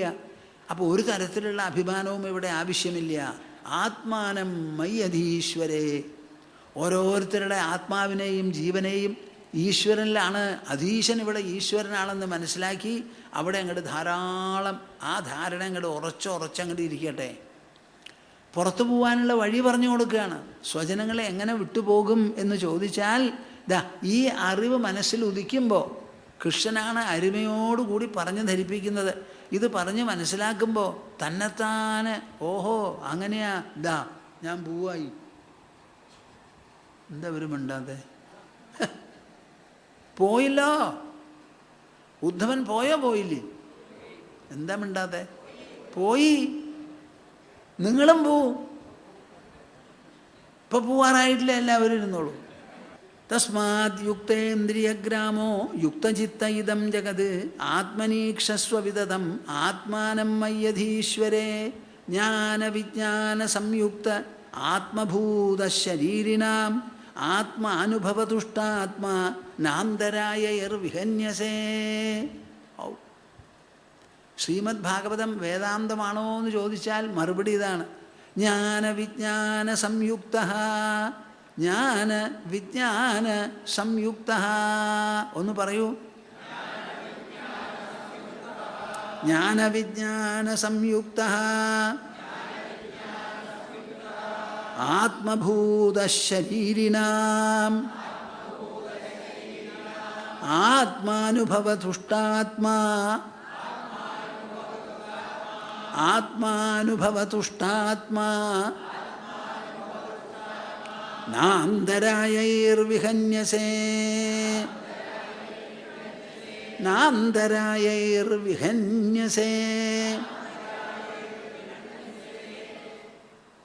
അങ്ങനെ പുറത്തു പോയാൽ മനസ്സിന് അലട്ട് വരില്ലേ കൃഷ്ണ? കൃഷ്ണനെ പറ്റി ഞാൻ വിചാരിക്കുന്നത് പോലെ സ്വജനങ്ങളെ പറ്റിയിട്ടുമുള്ള ആലോചന വരില്ലേ? ഇവരെ വിട്ടുപോയാൽ ശരിയാവോ? വിട്ടുപോവാൻ പറ്റുമോ? പോയിക്കഴിഞ്ഞാലോ? അങ്ങോട്ട് പറയാണ്, സംശയിക്കേണ്ട. ജ്ഞാന വിജ്ഞാന സംയുക്ത. നമ്മുടെ കണ്ണുകൊണ്ട് എങ്ങനെ കാണുന്നുവോ മനസ്സുകൊണ്ട് എങ്ങനെ ചിന്തിക്കുന്നുവോ അതുപോലെയാണ് ബുദ്ധി കൊണ്ട് അറിയുന്നതും. കണ്ണുകൊണ്ട് കണ്ടാൽ അതിന് എത്രത്തോളം സ്വാധീനമുണ്ടോ, മനസ്സുകൊണ്ട് ചിന്തിക്കുമ്പോൾ അതിനെത്ര സ്വാധീനമുണ്ടോ, അതേമാതിരി ബുദ്ധി കൊണ്ട് ആലോചിച്ച് ഗ്രഹിക്കുന്ന അറിവിനും നമ്മളിൽ സ്വാധീനമുണ്ട്. അത് നിങ്ങൾ മനസ്സിലാക്കണം. സൂര്യനെ എന്നും നാം കാണുന്നതിങ്ങനെ ഉദിച്ചു ഉയരുകയാണ്, സഞ്ചരിക്കുകയാണ് സൂര്യൻ ആകാശത്തിൽ. അങ്ങനെയാണ് കണ്ണ് കാണിച്ചു തരുന്നത്. എന്നാൽ സൂര്യനെ പറ്റി നിങ്ങൾക്ക് അഭിപ്രായം എന്താ? സൂര്യൻ ഉദിച്ചസ്തമിക്കുന്നുണ്ടോ അതോ ഭൂമിയുടെ തിരിച്ചൽ കൊണ്ട് തോന്നുന്നതാണോ സൂര്യൻ ഉദിച്ചസ്തമിക്കുന്നു എന്ന്? ഏതറിവാണ് നമ്മളെ നയിക്കുന്നത്? ബുദ്ധിയുടെ അറിവ്. ആ അറിവ് ഇവിടെയും നയിച്ചോളും. ജ്ഞാന വിജ്ഞാന സംയുക്ത. കൃഷ്ണൻ പറയണു, ആ പറയണത് കേൾക്കുക, ഗ്രഹിക്കുക, എന്നിട്ട് കണ്ണടച്ച് ആലോചിക്കുക. എല്ലാ അനുഭവങ്ങളും ഉള്ളിലല്ലേ? അതെ. ഉള്ളല്ലാതെ വല്ല അനുഭവമുണ്ടോ? ഇല്ല. എന്ത് കാണുമ്പോഴും കാണുകയാണോ അതോ മനസ്സുകൊണ്ട് നുകരുകയാണോ എന്നിങ്ങനെ ആലോചിച്ച് ചിന്തിച്ച് സ്വാനുഭവമാക്കി തീർക്കുക. അത് രണ്ടോടും കൂടി ആത്മഭൂതശരീരിണാം.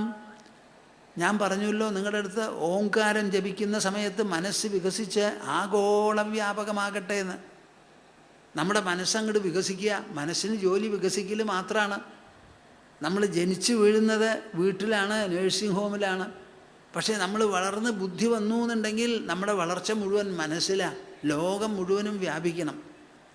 ആത്മഭൂത ശരീരിണാം, ശരീരമുള്ളവരുടെ എല്ലാവരുടെയും ആത്മാവായിത്തീരണം. ആത്മാ എന്ന് പറഞ്ഞാൽ നിങ്ങളൊക്കെ ശ്വസിക്കണു. നിങ്ങളുടെ ശരീരത്തിൽ കാറ്റുണ്ട്. ആ കാറ്റിൽ നിങ്ങൾ മാത്രമോ അതോ വ്യാപകമോ? അതുപോലെ ആത്മാവോ സർവവ്യാപകം. ആത്മഭൂതശരീരിണാം ആത്മാനുഭവതുഷ്ടാത്മാ. ഈ ആത്മാനുഭവം നമുക്ക് ഉണ്ടാവുമ്പോൾ തന്നെത്താൻ തുഷ്ടി, സന്തോഷം നമുക്ക് കൈവരും. എവിടെ എന്ത് എന്നുള്ള ചോദ്യമില്ല. ആത്മാ എന്ന് പറഞ്ഞാൽ ആനന്ദസ്വരൂപമാണത്, മംഗളസ്വരൂപമാണത്. ആത്മാവിൽ നിന്ന് മാത്രമേ തൃപ്തിയുള്ളൂ. മനസ്സാണ് എല്ലാ വിധത്തിലുള്ള ദോഷങ്ങളും തുഷ്ടികളും രചിക്കുന്നത്. സന്തോഷം എന്ന് പറയുന്നത് ഒരു ഇമോഷനാണ്, ഒരു വികാരമാണ്. വികാരം മനസ്സിന് മാത്രമേ സൃഷ്ടിക്കാൻ പറ്റുള്ളൂ, ശരീരത്തിനോ ദ്രവ്യങ്ങൾക്കോ പറ്റില്ല. അപ്പം മനസ്സ് രചിക്കുന്നതാണ് സന്തോഷഭാവങ്ങൾ മുഴുവനും എന്ന് വരുമ്പോൾ സന്തോഷത്തിൻ്റെ ഉപജ്ഞാതാവ്, സൃഷ്ടികർത്താവ് ആരാ? മനസ്സ്. അപ്പം മനസ്സിനെ കയ്യിൽ വെച്ചുകൊണ്ട് നിങ്ങൾ സന്തോഷമില്ല എന്ന് പറയുമ്പോൾ ഇതിലേറെ ഏഭ്യത്തുണ്ടോ? മനസ്സിനെ കയ്യിൽ വെച്ചുകൊണ്ട് സന്തോഷമില്ല എന്ന് നിങ്ങൾ പറയുക. എൻ്റെ അപ്പോ ആരെങ്കിലും പറയുമോ? അത് എന്ത് കണ്ടാലും സന്തോഷം രചിക്കുന്നത് മനസ്സാണ്. ഞാൻ നിങ്ങളോട് മുമ്പും പറഞ്ഞിട്ടുണ്ട്, ഒന്നും കൂടി പറയാം. നമ്മുടെ ആശ്രമത്തിൻ്റെ അടുത്ത് പിടിക്കിപ്പറമ്പ് എന്ന് പറഞ്ഞിട്ടൊരു സ്ഥലമുണ്ട്. അവിടെ നമ്മുടെ ആശ്രമത്തിൽ താമസിച്ചുകൊണ്ടിരുന്ന ഒരു PK നമ്പ്യാരുണ്ടായിരുന്നു. അദ്ദേഹം ബാംഗ്ലൂരിലാണ്. അപ്പോൾ അദ്ദേഹത്തിൻ്റെ മരുമകളെ സ്വാമിജി ഒന്ന് പോയി കണ്ട് സമാധാനിപ്പിക്കണം. എന്താ വിവരം? അയ്യോ ഞാൻ പറയുന്നത് തെറ്റിപ്പോയിട്ടുണ്ടോ, മറന്നുപോവോ? അപ്പോൾ എന്തായാലും ആ പേര് മാറ്റി നിർത്തുക. അപ്പോൾ ഒന്ന് സമാധാനിപ്പിക്കണം. എന്താ വിഷയം? ഒരു ചെറിയ കുട്ടി കല്യാണം കഴിച്ചു, ഒരു കൈക്കുഞ്ഞുമുണ്ട്. ആ അവിടെ ചെന്നപ്പോൾ ആകെ വിളക്കൊക്കെ കൊളുത്തി വെച്ചിട്ടുണ്ട്, പക്ഷേ പൊട്ടൊക്കെ അഴിച്ച് എല്ലാം. അവിടെ പോയി സമാധാനിപ്പിച്ച് പോന്നു ഞാൻ. എന്താ വിശേഷം എന്ന് വെച്ചാൽ ആ കൈക്കുഞ്ഞിനെ സമ്മാനിച്ച ആളുണ്ടല്ലോ, ആ ആൾ പോയി. വിദേശത്താണ്, വന്നിട്ടില്ല ആ ശവം. അപ്പോൾ ആ കൈക്കുഞ്ഞിന് മുലയൂട്ടാനും കൂടി പറ്റുന്നില്ല ആ അമ്മയ്ക്ക്. ചെറുപ്പം, ഭർത്താവ് മരിച്ചു എന്നുള്ളതിൻ്റെ പേരിൽ. ഞാൻ ഈ പറയുന്നത് നിങ്ങൾക്ക് മനസ്സിലാവുന്നുണ്ടോ? ഇല്ല എന്നാണ് തോന്നുന്നത്. ഒരു കുട്ടിക്ക് മുല കൊടുക്കുക എന്ന് പറഞ്ഞാൽ അലൗകികമായ ഒരു അനുഭവമാണത്. ബാക്കി എല്ലാറ്റിൽ നിന്നും മനസ്സിനെ എടുത്ത് കുട്ടിയെ മടിയിൽ വെച്ച് മുല കൂട്ടുന്ന സമയത്ത് നല്ല സ്ത്രീകളാണെങ്കിൽ കണ്ണടയ്ക്കാമോ അവർക്ക്, വേറെ ഒന്നും ചിന്തിക്കരുത്. അതൊരു നിർവൃതി നൽകുന്ന ഒരു വിശേഷപ്പെട്ട ഒരു പ്രവൃത്തിയാണത്. അപ്പോൾ തനിക്ക് ജനിച്ച കുട്ടിയെ പാലൂട്ടുന്നത് വളരെ വിശേഷപ്പെട്ട ഒരു കർമ്മമാണ്. ആ സന്തോഷകൃത്യവും കൂടി ചെയ്യാൻ പറ്റാതെ ദുഃഖത്തിൽ ആഴ്ത്തിയിരിക്കുക മനസ്സ്. നോക്കൂ. അപ്പം നമ്മുടെ മനസ്സ്, നിങ്ങൾക്ക് പറയുന്നത് മനസ്സിലാവുന്നുണ്ടോ? ഏറ്റവും സന്തോഷകരമായ ഒരു പ്രവൃത്തി ചെയ്യാൻ അനുവദിക്കാത്ത മനസ്സ് ദുഃഖത്തിൽ വിട്ടിരിക്കുക. അപ്പം എല്ലാം ഉണ്ടായാലും മനസ്സ് സന്തുഷ്ടമാകാതെ ഇരിക്കാം. ഒന്നുമില്ലാത്ത മനസ്സോ സന്തുഷ്ടവുമാകാം. മനസ്സാണ് ഈ സന്തുഷ്ടിയുടെ ഉറവിടം, സ്രോതസ്. ഇവിടെ എന്ത് പറ്റി? ആ കുട്ടിയെ എടുത്ത് താലോലിക്കാനോ അതിന് പാലൂട്ടാനോ സാധിക്കാത്തൊരു സ്ഥിതിയാണ് വന്നിരിക്കുന്നത്. എന്താ കാരണം? ദുഃഖം. അപ്പോൾ എല്ലാം ഉണ്ടായാൽ നിങ്ങൾക്ക് സന്തോഷമുണ്ടെന്ന് വിചാരിക്കരുത്. ഒന്നുമില്ലാതെയായാൽ സന്തോഷം പോകുമെന്നും വിചാരിക്കരുത്. ഇതിൻ്റെ താക്കോല് മനസ്സിലാണെന്ന് മാത്രം നിങ്ങൾ വിചാരിച്ചാൽ മതി. ആ മനസ്സിൻ്റെ താക്കോല് തുറന്നു കൊടുത്തിട്ട് കൃഷ്ണൻ പറയുകയാണ്, കിടക്കൂ പുറത്ത്, ഒരു വിധത്തിലുള്ള അല്ലലും അലട്ടും ഉണ്ടാവില്ല എന്ന്. ജ്ഞാനവിജ്ഞാന സംയുക്ത ആത്മഭൂതശരീരിണാം ആത്മാനുഭവതുഷ്ടാത്മാ നാന്തരായൈർ വിഹന്യസേ. അങ്ങനെ ആത്മാനുഭവം കൊണ്ട് സന്തോഷത്തോടു കൂടി അങ്ങനെ മകിഴ്ന്ന് നടക്കുന്നവരുണ്ടല്ലോ, അവർ അന്തരായൈ ന വിഹന്യസേ. അവർക്ക് ഒരു വിധത്തിലുള്ള ബുദ്ധിമുട്ടുകളും അവർക്കുണ്ടാവില്ല എന്ന്. സർവ്വ ബുദ്ധിമുട്ടുകളും മനസ്സിൻ്റെ മുട്ടുകളാണ്, ലോകം തരുന്ന മുട്ടുകളല്ല. നമ്മുടെ മനസ്സാണ് രചിക്കുന്നത്. ആ കൈക്കുഞ്ഞിനെ നോക്കി അമ്മയ്ക്ക് സന്തോഷിക്കാൻ പറ്റാത്തൊരു സ്ഥിതിവിശേഷം വന്ന് ആ സന്തോഷം അങ്ങോട്ട് പോയി വേറെ ഒരു ദുഃഖമായി തീർന്നു. എന്താ അതിന് കാരണം? ഇത് മുഴുവൻ മനസ്സാണ് കാരണം. ഒന്നുമില്ലാതെ മനസ്സ് പരമസന്തോഷത്തിലിരിക്കാം. ആശാഹി പരമം ദുഃഖം നൈരാശ്യം പരമം സുഖം ഇത് സംഛിദ്യകാന്താശാം സുഖം സുഷ്വാപ പിംഗല എന്ന് കൃഷ്ണൻ ഉപദേശിക്കുന്നുണ്ട്. ആർക്ക്? ഉദ്ധവന്. ആശാഹി പരമം ദുഃഖം നൈരാശ്യം പരമം സുഖം. ആശയാണ് എല്ലാ ദുഃഖത്തിനും കാരണം, നൈരാശ്യമാണ് പരമസുഖം. ഇങ്ങനെ വിചാരിച്ച് അന്നേ വരെ നോക്കിപ്പോന്നിരുന്ന കാന്തന്മാരോടുള്ള ആശയുണ്ടല്ലോ, അതിനെ മുറിച്ചങ്ങോട്ട് കളഞ്ഞ് പിങ്കള അന്ന് കട്ടിൽ കിടന്ന് സുഖമായിട്ട് കിടന്നുറങ്ങിയെന്ന്. അതുവരെ പറ്റാത്തൊരുറക്കം അന്ന് അവർക്ക് കിട്ടി. നോക്കൂ മനസ്സിൻ്റെ കോലാട്ടങ്ങൾ. ഇത് സംഛിദ്യ കാന്താശാം സുഖം സുഷ്വാപ പിംഗല. ഈ മനസ്സിനത് സാധിക്കുമപ്പ. ഇത് നിങ്ങൾ മനസ്സിലാക്കണം. കൃഷ്ണൻ്റെ ഈ വാക്കുകൾ കേട്ട് ഉദ്ധവൻ പോവുകയാണ്. പക്ഷേ ഒരു കാര്യമായിട്ടുള്ള ഉപദേശം നീണ്ടത് കൊടുക്കേണ്ടി വന്നു. ആത്മാനുഭവതുഷ്ടാത്മാനാന്തരായൈർ വിഹന്യസേ. കൃഷ്ണൻ നിർത്തുന്നില്ല. പുംസോ അയുക്തസ്യ നാനാർത്ഥോ ഭ്രമസ്സ ഗുണദോഷഭാഗ് കർമാകർമ്മ വികർമ്മേതി ഗുണദോഷധിയോഭിദാ. പുംസോ അയുക്തസ്യ നാനാർത്ഥോ ഭ്രമഃ സ ഗുണദോഷഭാഗ്. ഇങ്ങനെ ഒന്നുണ്ട് ഭാഗവതത്തിലെന്നെങ്കിലും മനസ്സിലാക്കൂ. അയുക്തസ്യ പുംസഃ നാനാർത്ഥഃ. ഈ ലോകത്തിൽ അനവധി തരത്തിലുള്ള വസ്തുജാലങ്ങളും അവയുടെ വർണ്ണശബളതയും അതിൽപ്പെട്ട ആകർഷണം വികർഷണം തോന്നണതോ. നമ്മുടെ സ്വർണ്ണമാൻ ശ്രീരാമൻ്റെ കുടീരത്തിൽ വന്നു. മുമ്പിൽ സീത കണ്ടുടനെ ആകർഷിതയായി. കൂടെ നിൽക്കുന്ന ലക്ഷ്മണൻ പറയണു, ഇത് സ്വർണ്ണമാനല്ല, നമ്മുടെ ശത്രുക്കൾ തൊടുത്തു വിട്ടിട്ടുള്ള മായാരചനയാണ്. ഒരേ വസ്തുവാണപ്പോൾ മുമ്പിൽ. സീതയ്ക്ക് അതിൽ ആകർഷണം, ലക്ഷ്മണൻ അത് ശരിയല്ല എന്ന് വാദിക്കുകയും. കേൾക്കണുണ്ടോ നിങ്ങൾ? ഇല്ല ഇല്ല. എങ്ങനെയാ ഈ ഒരു വസ്തു ഒരാളെ ആകർഷിച്ചു, വേറൊരാളുടെ അടുത്ത് സത്യം പറഞ്ഞത് എങ്ങനെയാ? ഒന്ന് പറയും നിങ്ങൾ. ഇതിൻ്റെ ഉള്ളിൽ കിടന്ന് കളിക്കണ കളി ആരായി കളിക്കുന്നത്? നമ്മുടെ മനസ്സ്. നമ്മുടെ മനസ്സ്. ജ്യേഷ്ഠാ പോകരുത് എന്ന് പറഞ്ഞു. നീ പറയണത് ശരിയാണെങ്കിൽ ഞാൻ ആ മായാവിയെ കൊല്ലാം എന്നും പറഞ്ഞിട്ടാ രാമൻ പോയത്. 5 മിനിറ്റിൻ്റെ ഉള്ളിൽ രാവണൻ്റെ ഹസ്തങ്ങളിലായി ഈ പറഞ്ഞ ജാനകി. പുംസോ അയുക്തസ്യ നാനാർത്ഥോ ഭ്രമസ്സ ഗുണദോഷഭാഗ്. നമുക്ക് വേണ്ടത്ര ഉള്ളിൽ നിന്നുള്ള ആ യോഗയുക്തത വരാത്തപ്പോഴാണ് ഈ പലവിധത്തിലുള്ള വസ്തുജാലങ്ങളും അവയിലുള്ള ആകർഷണവും. ഭ്രമഃ സ ഗുണദോഷഭാഗ്. ആ ഭ്രമം വന്നതോടുകൂടി ഗുണം ദോഷം ഗുണം ദോഷം ഗുണം ദോഷം, തെറ്റ് ശരി നല്ലത് ചീത്ത, വേണം വേണ്ട, ഇഷ്ടം അനിഷ്ടം ഇത്യാദി ഇങ്ങനെ തൊടുത്ത് മാലപ്പടക്കം പോലെ അങ്ങോട്ട് പൊട്ടിച്ചു തുടങ്ങി.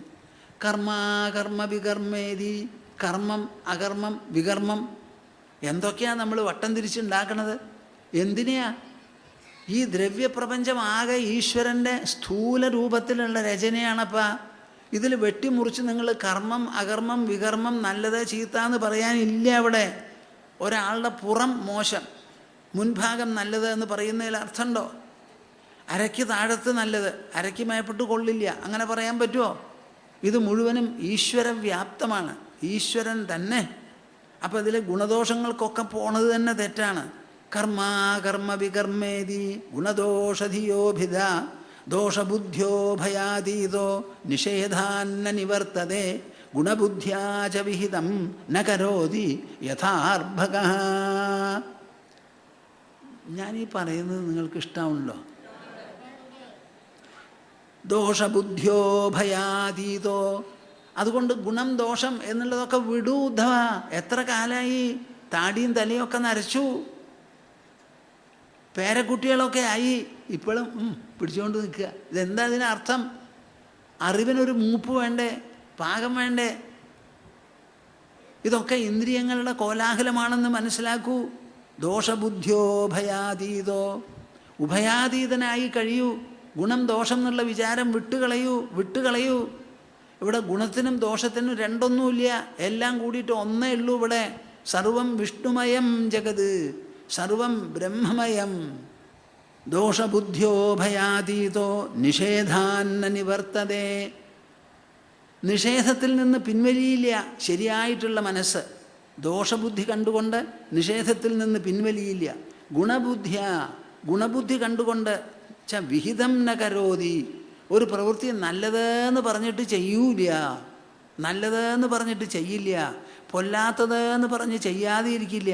ഒക്കെ പരിഭ്രമിച്ചിട്ടുണ്ടാവും ഞാൻ ഈ പറയുമ്പോഴേക്കും. എന്താ കാരണം? യഥാർഭക ഉഭയാതീത. ഭക്തി ഉറയ്ക്കണോ അത് മാത്രമാവണം, രണ്ട് എന്നുള്ളൊരു വിചാരം മനസ്സിൽ നിന്ന് പോകണം. എല്ലാം ഒന്നായാൽ പിന്നെ ഗുണമെവിടെ ദോഷമെവിടെ? അങ്ങനെ വരുമ്പോൾ ഒരാൾക്ക് ഗുണദോഷം ഇല്ലെന്ന് പറഞ്ഞ് എന്തെങ്കിലും അപകടം ചെയ്യുമോ? അങ്ങനെയില്ല. ആ മനുഷ്യൻ നല്ലതെന്തോ അത് തന്നെ ആചരിക്കും. പക്ഷേ നല്ലതിൽ നിന്ന് എന്തെങ്കിലും എനിക്ക് കിട്ടണം എന്നൊരു വിചാരമുണ്ടാവില്ല. ഇപ്പോൾ ശ്രീമദ് ഭാഗവത തത്വസമീക്ഷാ സത്രം വളരെ ഭംഗിയായിട്ട് നടക്കണം. ഒരാൾ ഇങ്ങോട്ട് പോയാൽ പോലും ഭൂമാനന്ദ സ്വാമിക്ക് അത് ഇഷ്ടമാവണില്ല. എന്താ? അതിങ്ങോട്ട് അനുവദിച്ചാൽ അത് ഇങ്ങോട്ടും പോയി തുറന്നു. പിന്നെ ഇതൊന്നും ഉണ്ടാവില്ല അവിടെ. അപ്പം അത് നിഷ്കർഷിച്ച് നടത്തണം എന്നൊരു തോന്നലുണ്ട്, ഒരു നിർബന്ധമുണ്ട്. നിർബന്ധം ഉള്ളത് കൊണ്ട് ഇതിനർത്ഥം ഇതൊക്കെ നമ്മുടെ ഉള്ളിൽ അങ്ങനെയില്ല. നിങ്ങൾ വന്നാലും പോയാലും കൊള്ളാം, ഞാനും പോവും എൻ്റെ വീട്ടിൽ. നിങ്ങൾ അങ്ങോട്ടും പോയി, ഞാൻ ഇവിടുന്നും പോയി, എന്താ വ്യത്യാസം? അതെന്താ പിന്നെ അങ്ങനെ ചെയ്യുന്നത്? ഗുണബുദ്ധ്യാച വിഹിതം ന കരോതി യഥാർഭക. ഒരു കുട്ടി ഇതൊന്നും അറിയാത്ത കുട്ടിയാണ്, എന്നാലും അച്ഛനമ്മമാർ പറയണു ഇത് അരുതെന്ന്, അത് സ്വീകരിക്കാറുണ്ടല്ലോ. ഇത് ചെയ്യൂ എന്ന് പറഞ്ഞാൽ ചെയ്യുന്നുണ്ടല്ലോ.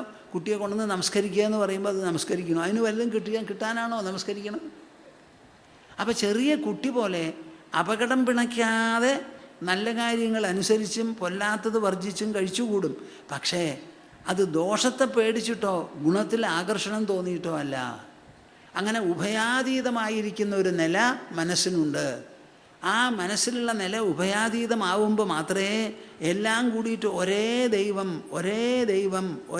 ദൈവം എന്നുള്ളൊരു തോന്നലുണ്ടാവുള്ളൂ. സർവഭൂത സുഹൃച്ഛാന്തോ ജ്ഞാനവിജ്ഞാന നിശ്ചയ പശ്യൻ മദാത്മകം വിശ്വം ന വിപദ്യേത വൈ പുനഃ.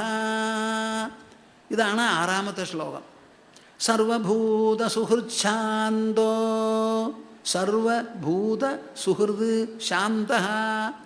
നിങ്ങളുടെ മനസ്സിൽ ശാന്തി അനുഭവപ്പെടണം എന്നുണ്ടെങ്കിൽ എല്ലാ ഭൂതങ്ങളുടെയും സുഹൃത്താവണം നിങ്ങളുടെ മനസ്സ്. സർവഭൂതങ്ങളുടെയും അജാത ശത്രു ആവണം നിങ്ങളുടെ മനസ്സ്. സർവഭൂത സുഹൃച്ഛാന്തോ, സർവഭൂത സുഹൃച്ഛാന്തോ, സർവഭൂത സുഹൃച്ഛാന്തോ ജ്ഞാനവിജ്ഞാന നിശ്ചയ പശ്യൻ മദാത്മകം വിശ്വം ന വിപദ്യേത വൈ പുനഃ. ഇങ്ങനെ ആയ ആൾക്ക് ഒരു തരത്തിലുള്ള അപകടമോ വിഷമോ ഉണ്ടാവില്ല. ആ ചുമതലയൊക്കെ ഞാൻ എടുത്തു, നോക്കിക്കോളാം എന്ന് പറയാം.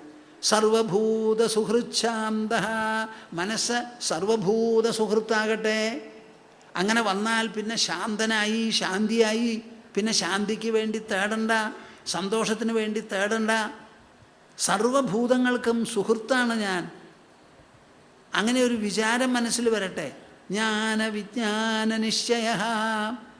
എല്ലാറ്റിൻ്റെയും സുഹൃത്താകണം എന്നുണ്ടെങ്കിൽ ഈ താക്കോല് കിട്ടണം, ആത്മജ്ഞാനത്തിൻ്റെ താക്കോല്. എല്ലാ ജീവജാലങ്ങളിലും അധിവസിക്കുന്നത് ഒരൊറ്റ ജീവനാണ്.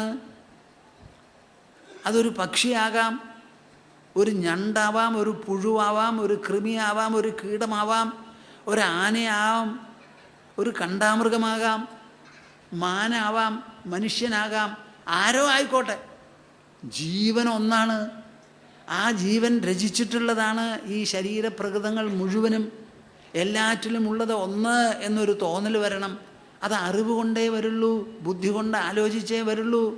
ആ ആലോചന അനുഭവമായി തീരണം. ജ്ഞാനവിജ്ഞാന നിശ്ചയ പശ്യൻ മദാത്മകം വിശ്വം. ഈ കാണുന്ന വിശ്വം മുഴുവനും എന്നാൽ വ്യാപ്തമാണ്. ഈശ്വരനില്ലാത്ത ഒരണുപോലുമില്ല. പ്രത്യേകിച്ചൊരു ബിംബമുണ്ടാക്കി പ്രതിഷ്ഠിച്ച് അതിൽ തിരഞ്ഞെടുത്ത പുഷ്പങ്ങൾ കൊണ്ടുവന്ന് പൂജിക്കേണ്ട ചോദ്യമില്ല. എല്ലാറ്റിനെയും ഈശ്വരമയമായി കാണൂ. ആ മയമായി കാണുന്നതാണ്, ആ കാഴ്ചയാണ് മാനസപൂജ, ബൗദ്ധപൂജ. മനസ്സുകൊണ്ടുള്ള പൂജ അതാണ്. മാനസപുഷ്പങ്ങൾ കൊണ്ട്, ബൗദ്ധപുഷ്പങ്ങൾ കൊണ്ട് പൂജിക്കൂ. ബൗദ്ധപുഷ്പങ്ങളാണ് തത്വവിചാരങ്ങൾ ഈ മാതിരിയുള്ളത്. അതിനനുസരിച്ച് ഭാവദീപ്തിയാണ് മനഃപുഷ്പങ്ങൾ.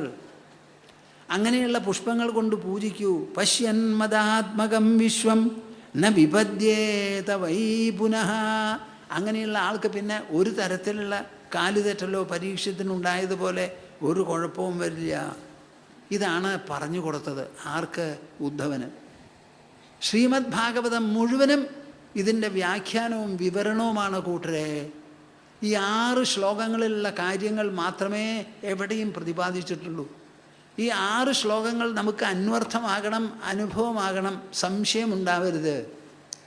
എല്ലാ വിധത്തിലുള്ള കെട്ടുപൂട്ടുകളും മനസ്സും ബുദ്ധിയും രചിക്കുന്ന കെട്ടുപൂട്ടുകൾ അഴഞ്ഞങ്ങോട്ട് പോണം. ത്യാഗോയം ദുഷ്കരോ ഭൂമൻ കാമാനാം വിഷയാത്മഭിഃ സുതരാം ത്വയി സർവാത്മൻ അഭക്തൈരിതി മേ മതിഃ. ഇതങ്ങോട്ട് കേട്ടപ്പോൾ ഉദ്ധവനാകെ, ഇതാണോ സത്യം? ഇത് ഇത്ര നാളും എൻ്റെ മഹാപ്രഭു എന്നോട് പറഞ്ഞില്ലല്ലോ. ഇപ്പം അദ്ദേഹം പോവാൻ കാലത്ത് അങ്ങേ വിട്ടെനിക്കിരിക്കാൻ വയ്യ അരനിമിഷം പോലും എന്ന് പറഞ്ഞപ്പോഴാണല്ലോ നീ ഇപ്പം തന്നെ പൊക്കോ എന്ന് പറയണത്.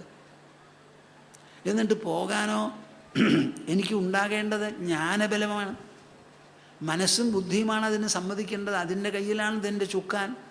അപ്പം ആ മനസ്സിനെയും ബുദ്ധിയെയും വേണ്ടതുപോലെ പാകപ്പെടുത്താൻ വേണ്ടി പറഞ്ഞു തന്നിട്ടുള്ള കാര്യങ്ങൾ ഇതാണല്ലേ. ഇതാണ് ഇതിൽ പറയുന്നത്. എന്താ? എല്ലാറ്റിനെയും വിടൂ.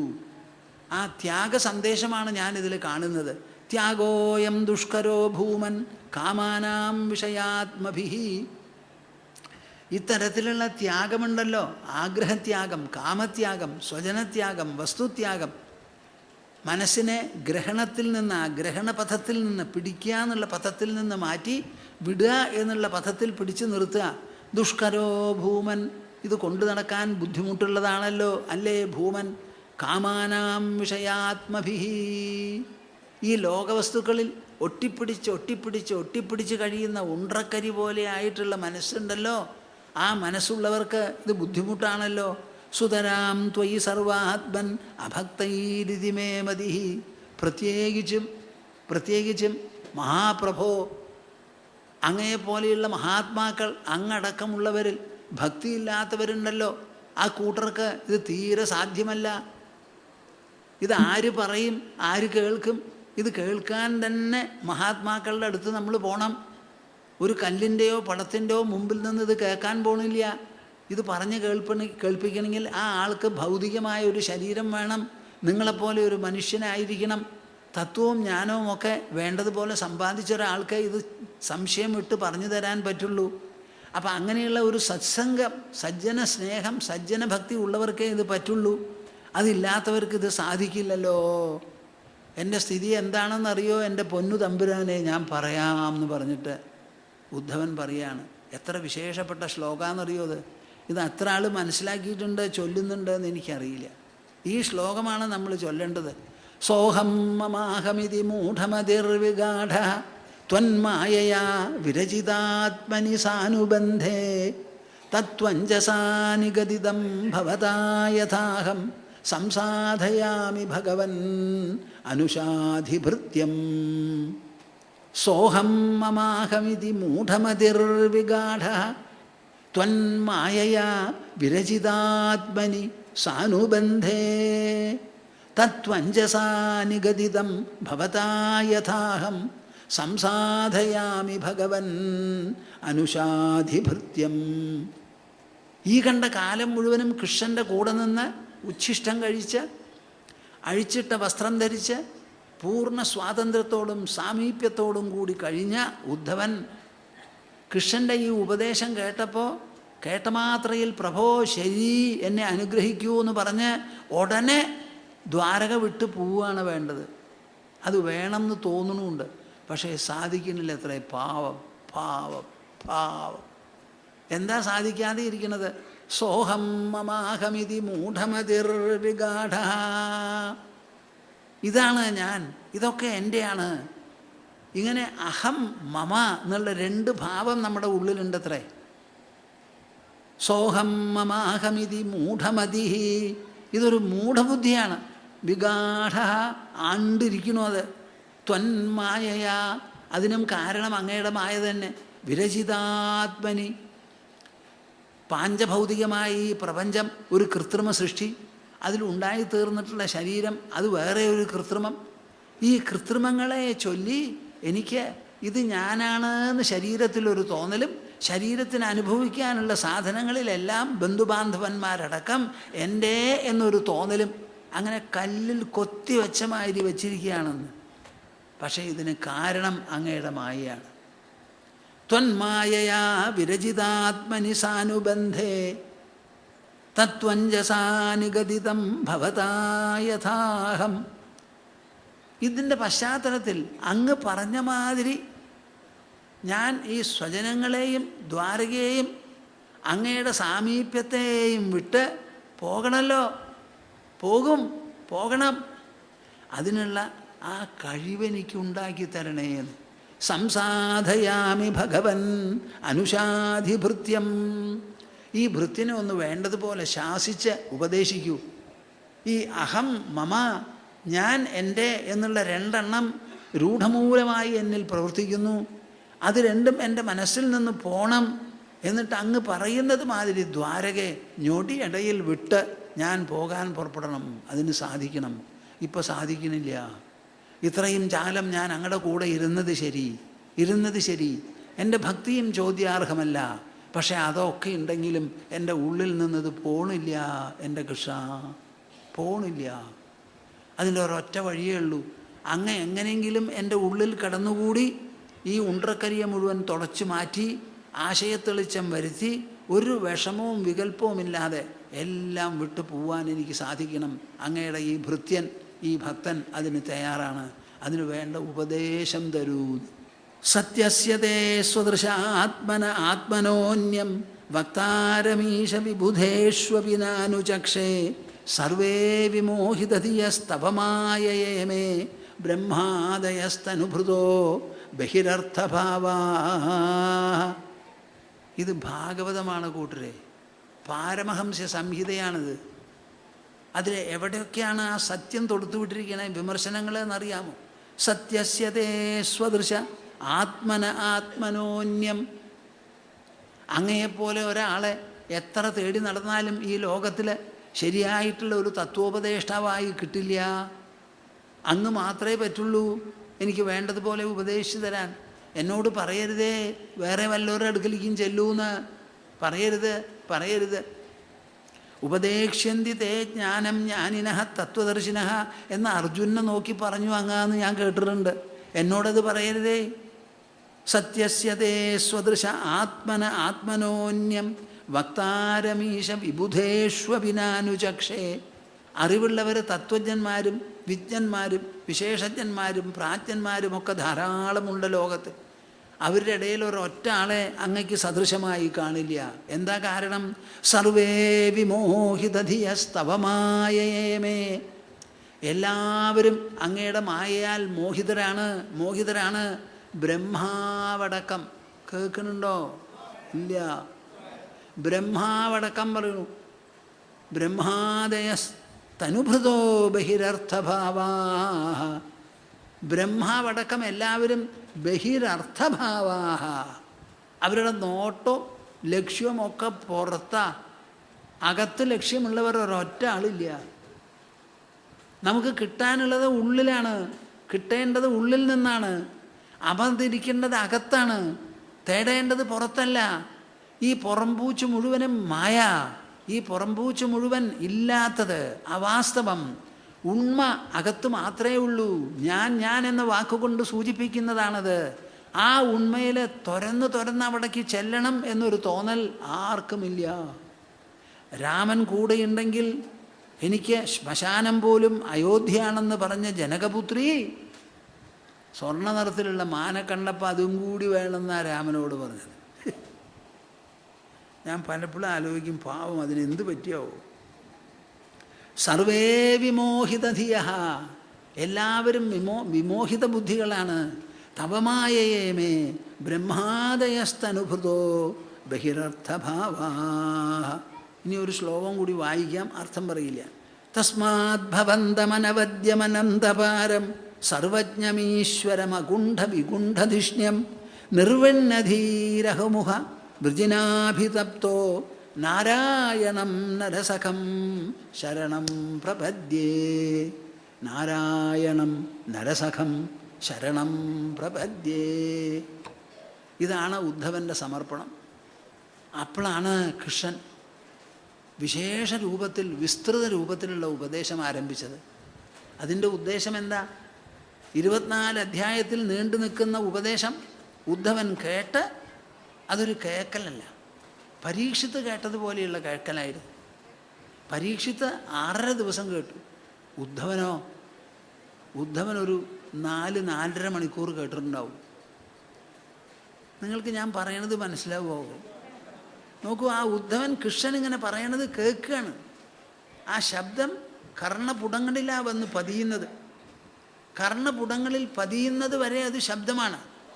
അത് കഴിഞ്ഞ് മസ്തിഷ്കത്തിലും മാറിടത്തിലും ചെല്ലുമ്പോൾ അതിൻ്റെ ശബ്ദസ്വരൂപം മാറി അത് ജ്ഞാനവൃത്തികളായി രൂപാന്തരപ്പെട്ടു.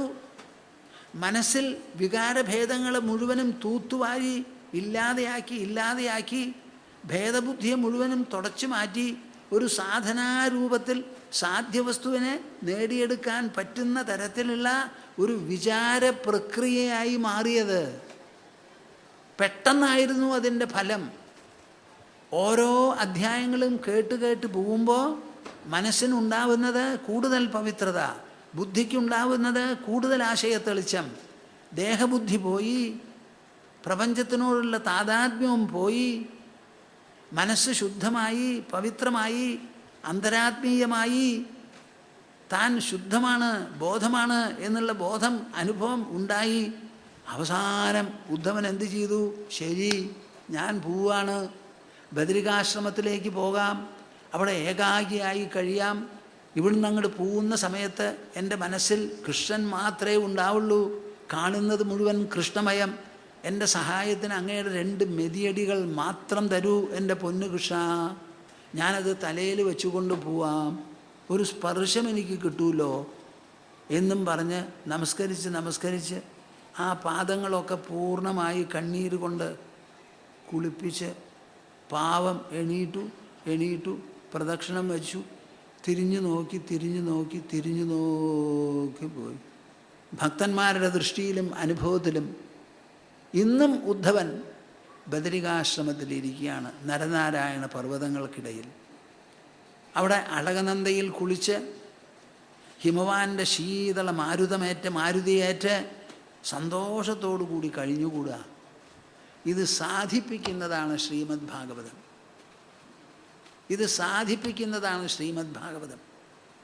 പരീക്ഷത്തിന് പറഞ്ഞു കേൾപ്പിച്ച് തക്ഷകൻ വന്ന് കടിക്കുന്നതിന് മുൻപ് തന്നെ പരീക്ഷിത്ത് അന്തരാത്മാവിൽ ലയിച്ചു ചേർന്നു. തക്ഷകൻ വന്നതും കടിച്ചതും അറിഞ്ഞില്ല. ഇവിടെ ഇതാ ഉദ്ധവനെ ജീവിച്ചിരിക്കുമ്പോൾ തന്നെ ദ്വാരകയെയും കൃഷ്ണപരമാത്മാവിനെയും വിട്ട് മനസ്സോടുകൂടി ആ വിശേഷപ്പെട്ട ഭക്തഭൃത്യനത പോകുന്നു. കൃഷ്ണസാമീപ്യം അകന്നിരിക്കാൻ പറ്റില്ല എന്ന് പറഞ്ഞ ഭക്തനെ കൊണ്ട് താൻ ജീവിച്ചിരിക്കുമ്പോൾ തന്നെ ഉദ്ധവ പോയിക്കളയൂ, ഈ ദ്വാരക 7-ാം ദിവസം സമുദ്രത്തിൽ മുങ്ങിപ്പോവും, ഒരാൾക്കും ഇവിടെ ഇരിക്കാൻ കൊള്ളില്ല, ആ വക ദോഷങ്ങളൊന്നും കാണാനിരിക്കണ്ട, ഉദ്ധവൻ പൊയ്ക്കളയൂ എന്ന് പറഞ്ഞയച്ചതാണ് കൃഷ്ണജീവിതത്തിലെ അവസാന രംഗം. നിങ്ങളതൊന്ന് നല്ല പോലെ മനസ്സിലാക്കണം. കൃഷ്ണനെ പൂർണ്ണാവതാരം എന്ന് നമ്മൾ പറയുന്നുണ്ടെങ്കിൽ എന്തിനു വേണ്ടിയിട്ട് പറയുന്നു? തൻ്റെ കുലത്തിനെ പോലും നശിപ്പിച്ച് തൻ്റെ ഭൃത്യഭക്തനായിരിക്കുന്ന ഉദ്ധവന് വേണ്ട ഉപദേശം നൽകി അദ്ദേഹത്തിന് ആ വേർപാട് അനുഭവിക്കാൻ നിർത്താതെ വേർപാടിനെയും കൂടി അതിജീവിച്ചതാ പറഞ്ഞയച്ചു പോയി. ഇനി എന്താ ഇവിടെ കൃഷ്ണൻ ചെയ്യാത്തത്? ഒന്നുമില്ല, എല്ലാം ചെയ്തു, ഒരു ബാക്കിയില്ല. അതാണ് ആ പൂർണ്ണാവതാരം എന്ന് പറയുന്നത്. അത്ര വിശേഷപ്പെട്ടതാ. ഒരു ഭക്തൻ എന്ന് പറയുമ്പോൾ ആരാണ് ഈ ഭക്തൻ? ന പാരമേഷ്ട്യം ന മഹേന്ദ്രധിഷ്ണ്യം ന സാർവഭൗമം ന രസാധിപത്യം ന യോഗസിദ്ധീരപുനർഭവം വാ മയി അർപ്പിതാത്മേച്ഛതി മദ്വിനാന്യത്. ഈ ശ്ലോകം 1000 തവണ ചൊല്ലുവപ്പാ. എവിടെയാണ് ഈ ഭക്തി ഇല്ലാതെ പോണത്? എനിക്ക് സമാധാനമില്ല, ഞാൻ നാമം ജപിച്ചിട്ടെന്ന് പറഞ്ഞു. നാമം വലിച്ചൊരേറ് കൊടുക്കും. ഈ ശ്ലോക ചൊല്ലു. ന പാരമേഷ്ട്യം ന മഹേന്ദ്രധിഷ്ണ്യം ന സാർവഭൗമം ന രസാധിപത്യം. ഈ മനസ്സുകൊണ്ട് ജപിക്കുമ്പോൾ അറിവുണ്ടാവണില്ല, ബുദ്ധി കൊണ്ട് വേണം മനസ്സിനെ നിയന്ത്രിക്കാനും ശുദ്ധമാക്കാനും. അപ്പം മനസ്സ് വിട്ട് ബുദ്ധിയിൽ ഉയർന്ന് ആലോചിക്കേണ്ട സമയം എത്തി എന്നാണ് ആ ഭക്തയോട് പറയാനുള്ളത്. ഇന്ദ്രിയങ്ങൾ നമ്മുടെ ലോവസ്റ്റ് തലമാ. വായ അതിനും മീതെ, മനസ്സ് അതിലും മീതെ, ബുദ്ധി അതിലും മീതെ. നിങ്ങൾ എങ്ങനെയാണ് ഞാൻ ഈ പറയണത് കേട്ടുകൊണ്ടിരിക്കുന്നത്? ഇത് വെറും മനസ്സുകൊണ്ട് കേൾക്കാൻ പറ്റില്ല. ബുദ്ധിയുള്ളപ്പോഴേ ഈ തത്വങ്ങൾ കേൾക്കാൻ തോന്നുള്ളൂ. ആ ബുദ്ധിതലത്തിലുള്ള പ്രക്രിയ ഉണരുമ്പോൾ മനസ്സ് തന്നെ ശാന്തമാവും. ന പാരമേഷ്ട്യം ന മഹേന്ദ്രധിഷ്ണ്യം ന സാർവഭൗമം ന രസാധിപത്യം. എൻ്റെ ഭക്തനുണ്ടല്ലോ, ആ ഭക്തന് ബ്രഹ്മലോകം വേണ്ട, ഇന്ദ്രലോകം വേണ്ട, ചക്രവർത്തിയുടെ സ്ഥാനമാനങ്ങൾ വേണ്ട, പാതാളത്തിലെ ആധിപത്യം വേണ്ട, യോഗസിദ്ധികളും ആവശ്യമില്ല. ഇനിയൊരു ജന്മം വേണ്ട എന്നൊരു ഭക്തൻ പറയേയില്ല. ഉണ്ടെങ്കിൽ എന്താ, ഇല്ലെങ്കിൽ എന്താ, അടുത്ത നിമിഷം ഇനിയൊരു ജന്മമല്ലേ. ഇന്നലെ വരെയുള്ളതൊരു ജന്മം, അടുത്ത നിമിഷം വേറെ ഒരു ജന്മം. അതുപ്രകാരം ശരീരം വിട്ടു ആര് പറഞ്ഞു അതറിയണ്ട. അപുനർഭവം വാ മയി അർപ്പിതാത്മേച്ഛതി മദ്വിനാന്യത്. എന്നിൽ പൂർണ്ണമായി മനസ്സിനെയും ബുദ്ധിയെയും അർപ്പിച്ചിട്ടുണ്ടെങ്കിൽ ഞാൻ ഒഴികെ ഒന്നും എൻ്റെ ഭക്തൻ ആവശ്യപ്പെടില്ല. ഞാൻ മാത്രമേ വേണ്ടൂ, വേറെ ഒന്നും വേണ്ട, ഒന്നും വേണ്ട. ലോകവും വേണ്ട, വൈകുണ്ഠവും വേണ്ട, കൈലാസവും വേണ്ട, ബ്രഹ്മലോകവും വേണ്ട, പാതാളലോകവും വേണ്ട, ചക്രവർത്തിയുടെ പദവും വേണ്ട, ഒന്നും വേണ്ട, ഒന്നും വേണ്ട. ഭഗവാൻ മാത്രം മാത്രം മാത്രം. മദ്വിനാന്യത്, ഒന്നും വേണ്ട. നിഷ്കിഞ്ചനാമയി അനുരക്തചേതസഃ ശാന്താമഹാന്തോ അഖിലജീവവത്സലാഃ കാമൈരനാലബ്ധധിയോ ജുഷന്തിയത് തന്നഹിരപേക്ഷ്യം ന വിദുസുഖം മമ. അങ്ങനെയുള്ള ഭക്തി മനസ്സിന് വേണ്ടതുപോലെ ഗ്രഹിച്ചു എന്നുണ്ടെങ്കിൽ അവർക്ക് കിട്ടുന്ന വിശേഷപ്പെട്ട അലൗകികം അഭൗമം ആയിരിക്കുന്ന ഒരു സുഖമുണ്ട്. ആ സുഖത്തിനെ പറ്റി ബാക്കിയുള്ളവരെങ്ങനെ അറിയും? അവരെങ്ങനെ മനസ്സിലാക്കും? അവർക്കുള്ള സുഖം എന്താ? ഈ വാരിപ്പൊത്തി വാരിപ്പൊത്തി വാരിപ്പൊത്തിയിട്ടുള്ള സുഖ. എത്ര കുട്ടികളുണ്ട്, എത്ര വീടുണ്ട്, എത്ര പണമുണ്ട്, എത്ര വസ്തുക്കളുണ്ട്, ഡെക്കറേഷൻ എന്തൊക്കെയായി, ഇതാണ് അവരുടെ കണക്ക് കൂട്ടൽ. അവർക്ക് ഈ സുഖം മനസ്സിലാവില്ല. ഇത് നിഷ്കിഞ്ചനന്മാർക്കുള്ള സുഖമാണ്. നിഷ്കിഞ്ചന, ഒന്നിനോടും ഒരു താതാത്മ്യമില്ലാതെ. They don't possess even a single item, even a penny worth of article. Everything is left. They have transcended everything, risen above all. Nishkinchana mayi anurakta chetasah. What is the reason for it? The reason is because their mind has developed constant lovingness towards the Lord. They have fallen in love with the Lord. That unalterable, unfluctuating, unswerving fondness towards the Creator. That is what their mind is decked with, filled with.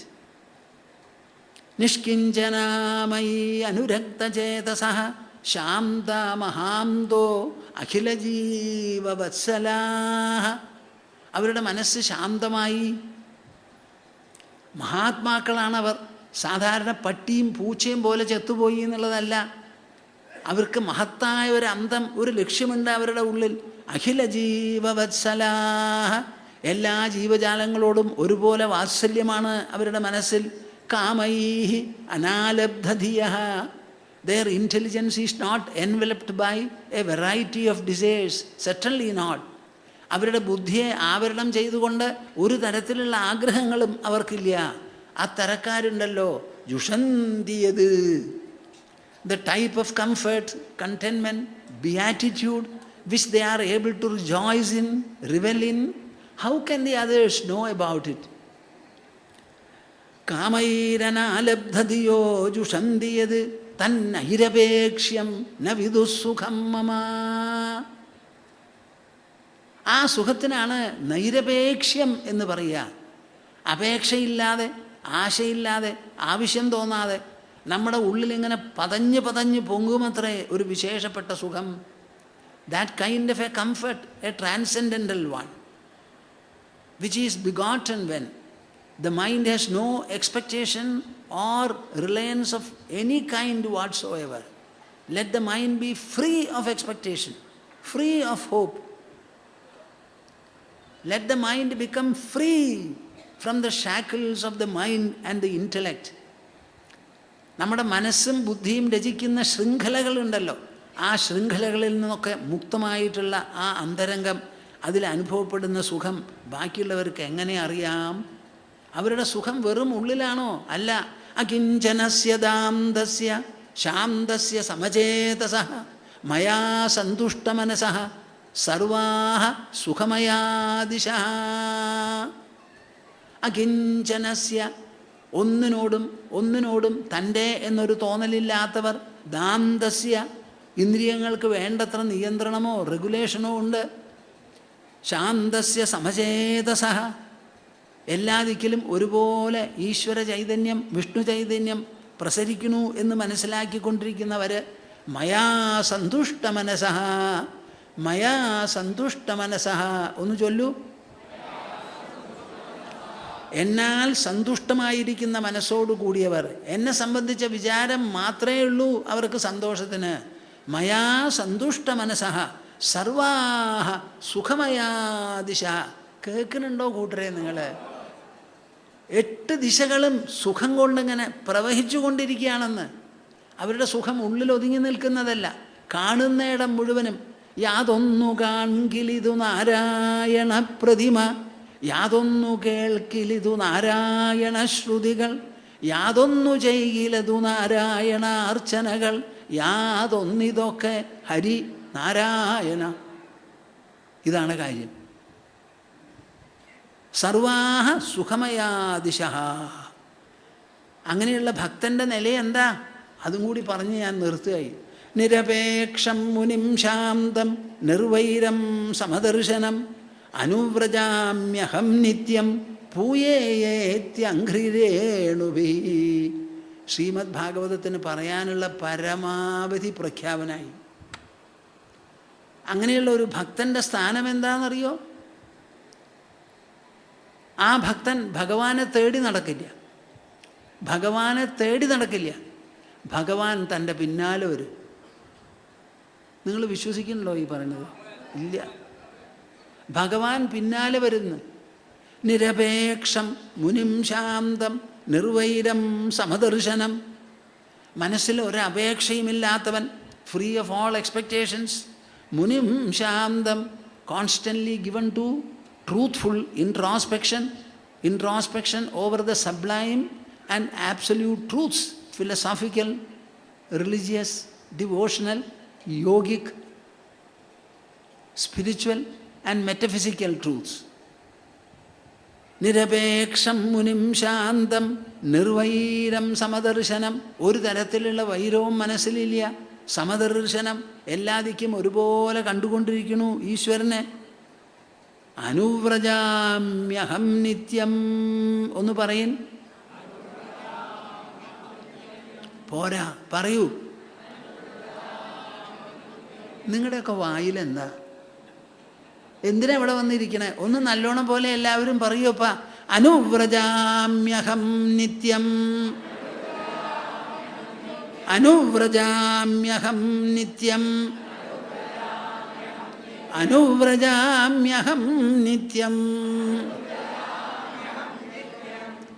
നിരന്തരം ഞാൻ അദ്ദേഹത്തിൻ്റെ പിന്നാലെ പോണൂന്ന്. ഇങ്ങനെ ഒരു ഭക്തൻ്റെ പിന്നാലെ ഞാൻ നിരന്തരം പോണു. എന്തിന്? പൂയേത്തി അംഘ്രിരേണുഭി. അദ്ദേഹം നടക്കുമ്പോൾ ആ പാദധൂലി തട്ടി എനിക്ക് കുറേ പവിത്രത ഉണ്ടാവട്ടെ എന്ന് വിചാരിച്ചു കൊണ്ടതെന്ന്. കേൾക്കണുണ്ടോ നിങ്ങൾ? ഇല്ല. കേൾക്കണുണ്ടോ? ഇനി ഭഗവാനെ കിട്ടില്ല എന്നൊരു വാക്ക് എന്നോട് പറയോ? നിങ്ങളിതുപോലെ ആയിക്കോളൂ. അനുവ്രജാമ്യഹം നിത്യം പൂയേത്തി അംഘ്രിരേണുഭി. Such a devotee I closely follow, so that I will be purified by the dust of his feet.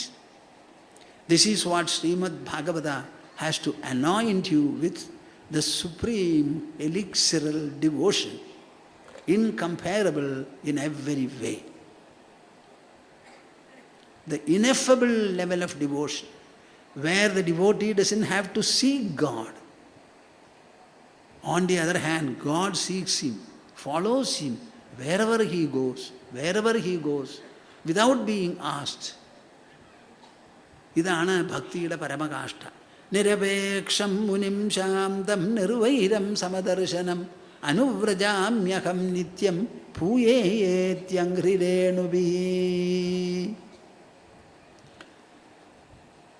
ഇതൊക്കെ മനസ്സിൽ കണ്ടുകൊണ്ടാണ് ഞാൻ ഈ നാമസങ്കീർത്തനം ഒരു പ്രദക്ഷിണ രൂപത്തിൽ നമുക്കിവിടെ നടത്തണേ. അതിൽ ആദ്യമേ മുതൽക്ക് എനിക്കതിൽ താല്പര്യമാണ്. എല്ലാവരും പങ്കെടുക്കണമെന്നുണ്ട്. എന്താ, അവിടെയെങ്കിലും നമുക്ക് കുറച്ചൊന്ന് എല്ലാ ദിക്കും ഒരുപോലെ സുഖമയം എന്ന് തോന്നണമല്ലോ. എത്ര ആൾക്കാരാ അതിൽ പങ്കെടുക്കാൻ? അവർ ചാട്ടവും ആടും കൂത്തലും എല്ലാമായിട്ട്. നമ്മുടെ മനസ്സോ പരമശുദ്ധമാവും. ഭക്തിമയമാവും, ഭഗവന്മയമാവും നമ്മുടെ മനസ്സ്. ഒരു വിഷമവുമില്ല. വളരെ ലളിതമാണ് ഈ പരിശീലനങ്ങളെല്ലാം. ഞാൻ പറഞ്ഞല്ലോ, ഈ പറഞ്ഞത് ഭാഗവത പരിവ്രജനം എന്ന് പറഞ്ഞ് കുറേ പുസ്തകങ്ങൾ എഴുതി, 16 പുസ്തകം. അതിൽ ഉച്ചയ്ക്ക് പറഞ്ഞ മാതിരി 6 എണ്ണം കൂടിച്ചേർന്നതാണ് ഉദ്ധവനുള്ള ഉപദേശം, നവയോഗികളുടെ സംഭാഷണം, ഈശ്വര യോഗിവാണികൾ എന്നൊക്കെ പറഞ്ഞല്ലോ. ആ പുസ്തകങ്ങളിൽ ഉദ്ധവഗീതയിൽ പെട്ടതാണ് ഈ ഭാഗം ഞാൻ ഈ പറഞ്ഞത്. ഉദ്ധവഗീതയിലുള്ള ആദ്യത്തെ പുസ്തകത്തിലാണ് ഈ പറഞ്ഞ ഭാഗം വരുന്നത്. നിങ്ങളതൊക്കെ ഒന്ന് എടുത്ത് വായിച്ച് നോക്കി, വേണ്ടപ്പെട്ടവരെയൊക്കെ ഒന്ന് വിളിച്ച് കൂട്ടിച്ചേർത്ത് വെച്ച് വായിച്ച് ചർച്ച ചെയ്ത് നിങ്ങളുടെ ഉള്ളിലും പരിസര പ്രദേശങ്ങളിലുമെല്ലാം ഭക്തി വളരട്ടെ. അതിനുവേണ്ട പരിശ്രമങ്ങൾ ചെയ്യൂ. ഇത്തവണ നമുക്ക് ഈ ശ്രീമദ് ഭാഗവത തത്വസമീക്ഷാ സത്രം നടത്തി നന്നായി എന്ന് പറയാം. പക്ഷേ ഇതിൽ ജനങ്ങളുടെ പങ്കാളിത്തം കാര്യമായി കുറഞ്ഞിട്ടുണ്ടെന്നാണ് എനിക്ക് തോന്നുന്നത്. അപ്പോൾ അതെനിക്കൊരു ചർച്ചാ വിഷയമാണ്. ഞാൻ സംഘാടകരോട് ചോദിക്കുന്നു, ഇതിന് എന്തെങ്കിലും പ്രത്യേക കാരണങ്ങൾ ഉണ്ടായിട്ടുണ്ടോ, ഏതാന്നൊക്കെ. ഇപ്പം നമ്മളാണെങ്കിൽ ഇപ്പോൾ നൈമിഷാരണ്യത്തിന് ഒരു ഓഡിറ്റോറിയം ഉണ്ടാക്കാനുള്ള പുറപ്പാടാണ്. ജനുവരി മാസത്തിൽ തന്നെ അതിൻ്റെ കൺസ്ട്രക്ഷൻ തുടങ്ങായി എന്നാണ് ഞാൻ മനസ്സിലാക്കുന്നത്. അപ്പോൾ അങ്ങനെ ഇരിക്കുമ്പോൾ അതിൻ്റെ തുടക്കത്തിൽ ഇങ്ങനെ ഒരു അതൃപ്തികരമായിട്ടുള്ള ഒരു സംഭവം ഉണ്ടായത് എല്ലാം നമ്മൾ സ്വീകരിക്കുന്നു. ഇതുകൊണ്ടൊന്നും നമുക്കൊരു കോട്ടമോ കുറവോ വരണില്ല എന്നുള്ള കാര്യം ഇരിക്കട്ടെ. എന്നാലും നമ്മുടെ നാട്ടുകാരും പരിസരവാസികളുമായിട്ടുള്ളവരുണ്ടല്ലോ, അവരെ സംബന്ധിച്ച് ഒരു നല്ല അഭിപ്രായമല്ല ഈ കാര്യത്തെ ചൊല്ലി ഉണ്ടാവുന്നത്. അതുകൊണ്ട് നിങ്ങളെല്ലാവരും അത് വളരെ ഗൗരവത്തോടു കൂടി ആലോചിച്ച്, എന്താണ് ഇങ്ങനെ ശ്രോതാക്കൾക്ക് ഇതിൽ താല്പര്യം കുറഞ്ഞത്, ഇവിടെ നിന്ന് സംപ്രേഷണം ചെയ്യുന്നതൊക്കെ കട്ട് ചെയ്യണോ വേണ്ടാന്ന് വയ്ക്കണോ, ഏതാന്നുള്ളതൊന്ന് ഗൗരവത്തോടു കൂടി ചിന്തിക്കേണ്ട സമയമായി. ഞാൻ ഉദ്ദേശിക്കുന്നത് ശ്രീമദ് ഭാഗവതത്തെ അടിസ്ഥാനമാക്കി ലോകത്തെക്കുറിച്ചും മനുഷ്യൻ്റെ വ്യക്തിത്വത്തെക്കുറിച്ചും നമ്മുടെ ഉൾമഹിമകളെക്കുറിച്ചുമെല്ലാം ഇവിടെയുള്ള സദസ്യർക്ക് നല്ലപോലെ കാര്യങ്ങൾ പറഞ്ഞ് മനസ്സിലാക്കി കൊടുത്ത് 21ാമത്തെ വയസ്സിൽ ശരീരത്തിൻ്റെ വളർച്ച പൂർണ്ണമായി. അടുത്ത ക്ഷണം മുതൽ ക്ഷയിച്ചുകൊണ്ടിരിക്കുകയാണ്. അപ്പോഴാണ് നമുക്ക് അഡൾട്ട്ഹുഡ് വരുന്നത്. By the time we become an adult, our body will have completed its growth, and from that moment onwards it will be declining and declining. അതാണ് നമ്മുടെ ശരീരത്തിൻ്റെ നില. അങ്ങനെ വരുമ്പോൾ പിന്നെ വളരാനുള്ളത് ഏതാ? നമ്മുടെ മനസ്സും ബുദ്ധിയുമാണ്. ആ മനസ്സിനെയും ബുദ്ധിയെയും ശരിയായി പോഷിപ്പിച്ച് വളർത്തി കൊണ്ടുവരാനാണ് ഈ ശാസ്ത്രങ്ങൾ മുഴുവൻ പരിശ്രമിക്കുന്നത്. ഞാൻ പിന്നെയും പിന്നെയും തോരാതെ പറയുന്നു. സ്വഭാവശുദ്ധി, പെരുമാറ്റ സൗഷ്ഠവം, സമ്പർക്ക വൈഭവം, മികവ്, ഇത് മൂന്നെണ്ണമാണ് നമുക്ക് ആവശ്യം. അതാണ് നമ്മുടെ ഇതിഹാസങ്ങളിലും പുരാണങ്ങളിലും ഒക്കെ പറഞ്ഞു തരുന്നത്. അത് വളരെ പ്രധാനമാണ്, നിങ്ങൾ മനസ്സിലാക്കണം. അതുകൊണ്ട് ഈ ശ്രീമദ് ഭാഗവതത്തെ ഒരു ആധാരശിലയാക്കി വെച്ചുകൊണ്ട് നമ്മുടെ തത്വമൂല്യ സിദ്ധാന്തങ്ങളെല്ലാം എക്കാലത്തും ഒരുപോലെ പ്രസക്തവും പ്രയോജനപ്രദവുമായിട്ടുള്ള തത്വങ്ങളെ ജനങ്ങളിൽ ഊടും പാവുമാക്കി തീർക്കുക എന്നതാണ് നമ്മുടെ ഉദ്ദേശം. അതിനു വേണ്ടിയിട്ടാണ് നമ്മളിതിനെ തത്വസമീക്ഷ എന്ന് പേരിട്ട് ആരംഭിച്ചിട്ടുള്ളത്. അത് ഓരോ കൊല്ലം ചെല്ലുന്തോറും അതിൻ്റെ വ്യാപ്തിയും ജനങ്ങളിലെ പങ്കാളിത്തവും കൂടി വരേണ്ടത് ഒരാവശ്യമാണ്. നല്ല കാര്യങ്ങൾക്ക് അങ്ങനെയാണല്ലോ. അതിൽ എന്താണിത് എന്നുള്ളതൊരു ആലോചന എൻ്റെ മനസ്സിൽ തോന്നുന്നു. ഞാനത് നിങ്ങളുടെ അടുത്ത് പറയണു. എന്താ, ഇവിടെ ഒരു ഭാഗത്ത് പ്രവക്താക്കളും മറുഭാഗത്ത് ശ്രോതാക്കളുമാണുള്ളത്. വേറെ ഒന്നുമില്ല അവിടെ. സംഘാടകന്മാർ പിന്നിൽ നിന്ന് പ്രവർത്തിക്കണമെന്ന് മാത്രം. അപ്പോൾ ശ്രോതാക്കളാണ് ഈ കാര്യത്തെക്കുറിച്ച് ആലോചിച്ച് ഞങ്ങളോട് എന്തെങ്കിലും പറയാനുണ്ടെങ്കിൽ പറയൂ, നിങ്ങളുടെ ദൃഷ്ടിയിൽ വല്ല വൈകല്യങ്ങളോ പോരായ്മകളോ ഉണ്ടോ, എന്താ ഏതാന്നൊക്കെ പറഞ്ഞ് ധരിപ്പിച്ച് നമുക്ക് മേൽവേണ്ട കാര്യങ്ങൾ കൂടുതൽ ഭദ്രമായി നടത്താൻ ഉള്ളൊരു മനസ്ഥിതി നിങ്ങൾക്ക് എല്ലാവർക്കും ഉണ്ടാവട്ടെ. ഞാൻ എല്ലാവരെയും മനസ്സാ ആലിംഗനം ചെയ്ത് അനുഗ്രഹിക്കുന്നു. നിങ്ങളുടെ കുടുംബങ്ങളിൽ നല്ല നല്ല കുട്ടികൾ ജനിക്കണം. അവർക്കെല്ലാവർക്കും ആദ്യമായിട്ട് കുടുംബസ്നേഹം വേണം, അതേപോലെ സമാജസ്നേഹവും വേണം, ഈശ്വരഭക്തി വേണം. പിന്നെ നാം അധിവസിക്കുന്ന രാജ്യത്തിനും ലോകത്തിനും തന്നെ നമ്മുടെ സംഭാവനയായി കുട്ടികൾ എന്തെങ്കിലും GDP ഉണ്ടാക്കാൻ, വർദ്ധിക്കാനായി നമ്മൾ എന്തെങ്കിലും ഒരു സംഭാവന ചെയ്യണം. നമ്മുടെ പ്രവൃത്തി മൂലം, പഠിപ്പ് മൂലം, ജോലി മൂലം, തൊഴിൽ തുറയിലൂടെ. അത് വളരെ പ്രധാനമാണ്. ആ കുട്ടിയോ അവൻ ആ വ്യക്തിയോ വളരെ നല്ലവൻ എല്ലാവർക്കും തോന്നണം. ഇങ്ങനെയൊക്കെ ആയിക്കഴിഞ്ഞാൽ നമ്മുടെ സമാജം പിടിച്ചാൽ കിട്ടില്ല, അജയ്യമായി തീരും. അത് നിങ്ങൾക്ക് എല്ലാവർക്കും ഉണ്ടാകട്ടെ. ഒരു പക്ഷേ നിങ്ങൾ പോലും വിചാരിക്കാത്ത ഗുണവിശേഷങ്ങളാണ് ഭൂമാനന്ദ സ്വാമി പറയുന്നത്. കുടുംബസ്നേഹം, സമാജസ്നേഹം, ഈശ്വരഭക്തി, നമ്മുടെ നാട്ടിനും ലോകത്തിനും തന്നെ ഉത്പാദന രൂപത്തിൽ എന്തെങ്കിലും സംഭാവന നമ്മൾ ചെയ്തു കൊടുക്കുക. ഇതൊക്കെയാണ് നമുക്ക് ആവശ്യം. അങ്ങനെ നിങ്ങളെല്ലാവരും ഉത്തരോത്തരം അഭിവൃദ്ധിപ്പെട്ട ചാരിതാർത്ഥ്യത്തോടുകൂടി സാഫല്യ സൗഭാഗ്യദീപ്തിയോടുകൂടി കഴിയൂ. അതിനായി ഞാൻ എല്ലാവരെയും അനുഗ്രഹിക്കുന്നു, എല്ലാവരെയും മനസ്സാ ആലിംഗനം ചെയ്യുന്നു. ഞാൻ പതുപോലെ ഒരു ശ്ലോകം പറഞ്ഞ് സമാപനമായ ആ ഓംകാരവും ജപിച്ച് നമുക്ക് ഈ സത്രശാലയിൽ ആ അവസാനത്തെ പ്രദക്ഷിണം പരിക്രമം നടത്തിയതിന് ശേഷം ഇവിടെ നാളേക്ക് വേണ്ട വിഷ്ണു സഹസ്രനാമ മഹായജ്ഞത്തിന് വേണ്ട സൗകര്യങ്ങളൊക്കെ ചെയ്യാനുണ്ട്. അതിനുവേണ്ടി നമുക്ക് ഒഴിഞ്ഞു കൊടുക്കണം. നിങ്ങൾക്ക് എല്ലാവർക്കും ആഹാരം കഴിക്കും വേണം. എല്ലാം ഭംഗിയായിട്ട് വേണ്ടതുപോലെ നടക്കട്ടെ. ഹേ ഗോപാലക, ഹേ കൃപാജലനിധേ, ഹേ സിന്ധുകന്യാപദേ, ഹേ കംസാന്തക, ഹേ ഗജേന്ദ്രകരുണാപാരീണ, ഹേ മാധവ, ഹേ രാമാനുജ, ഹേ ജഗത്രയ ഗുരോ, ഹേ പുണ്ടരീകാക്ഷമാം, ഹേ ഗോപീജനനാഥ പാലയ പരം ജാനാമി നത്വാം വിനാ.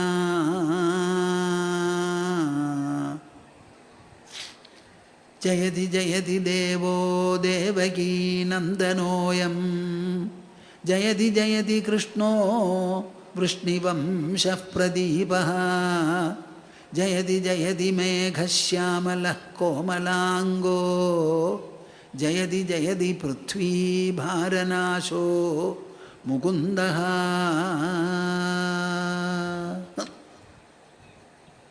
ജയതി ജയതി പൃഥ്വീഭാരനാശോ മുകുന്ദഃ. ഹരി ഹരി ഹരി. നമുക്ക് എല്ലാവർക്കും കൂടി സംയുക്തമായി ഒരു ഓംകാരം ജപിച്ച് നിർത്താം.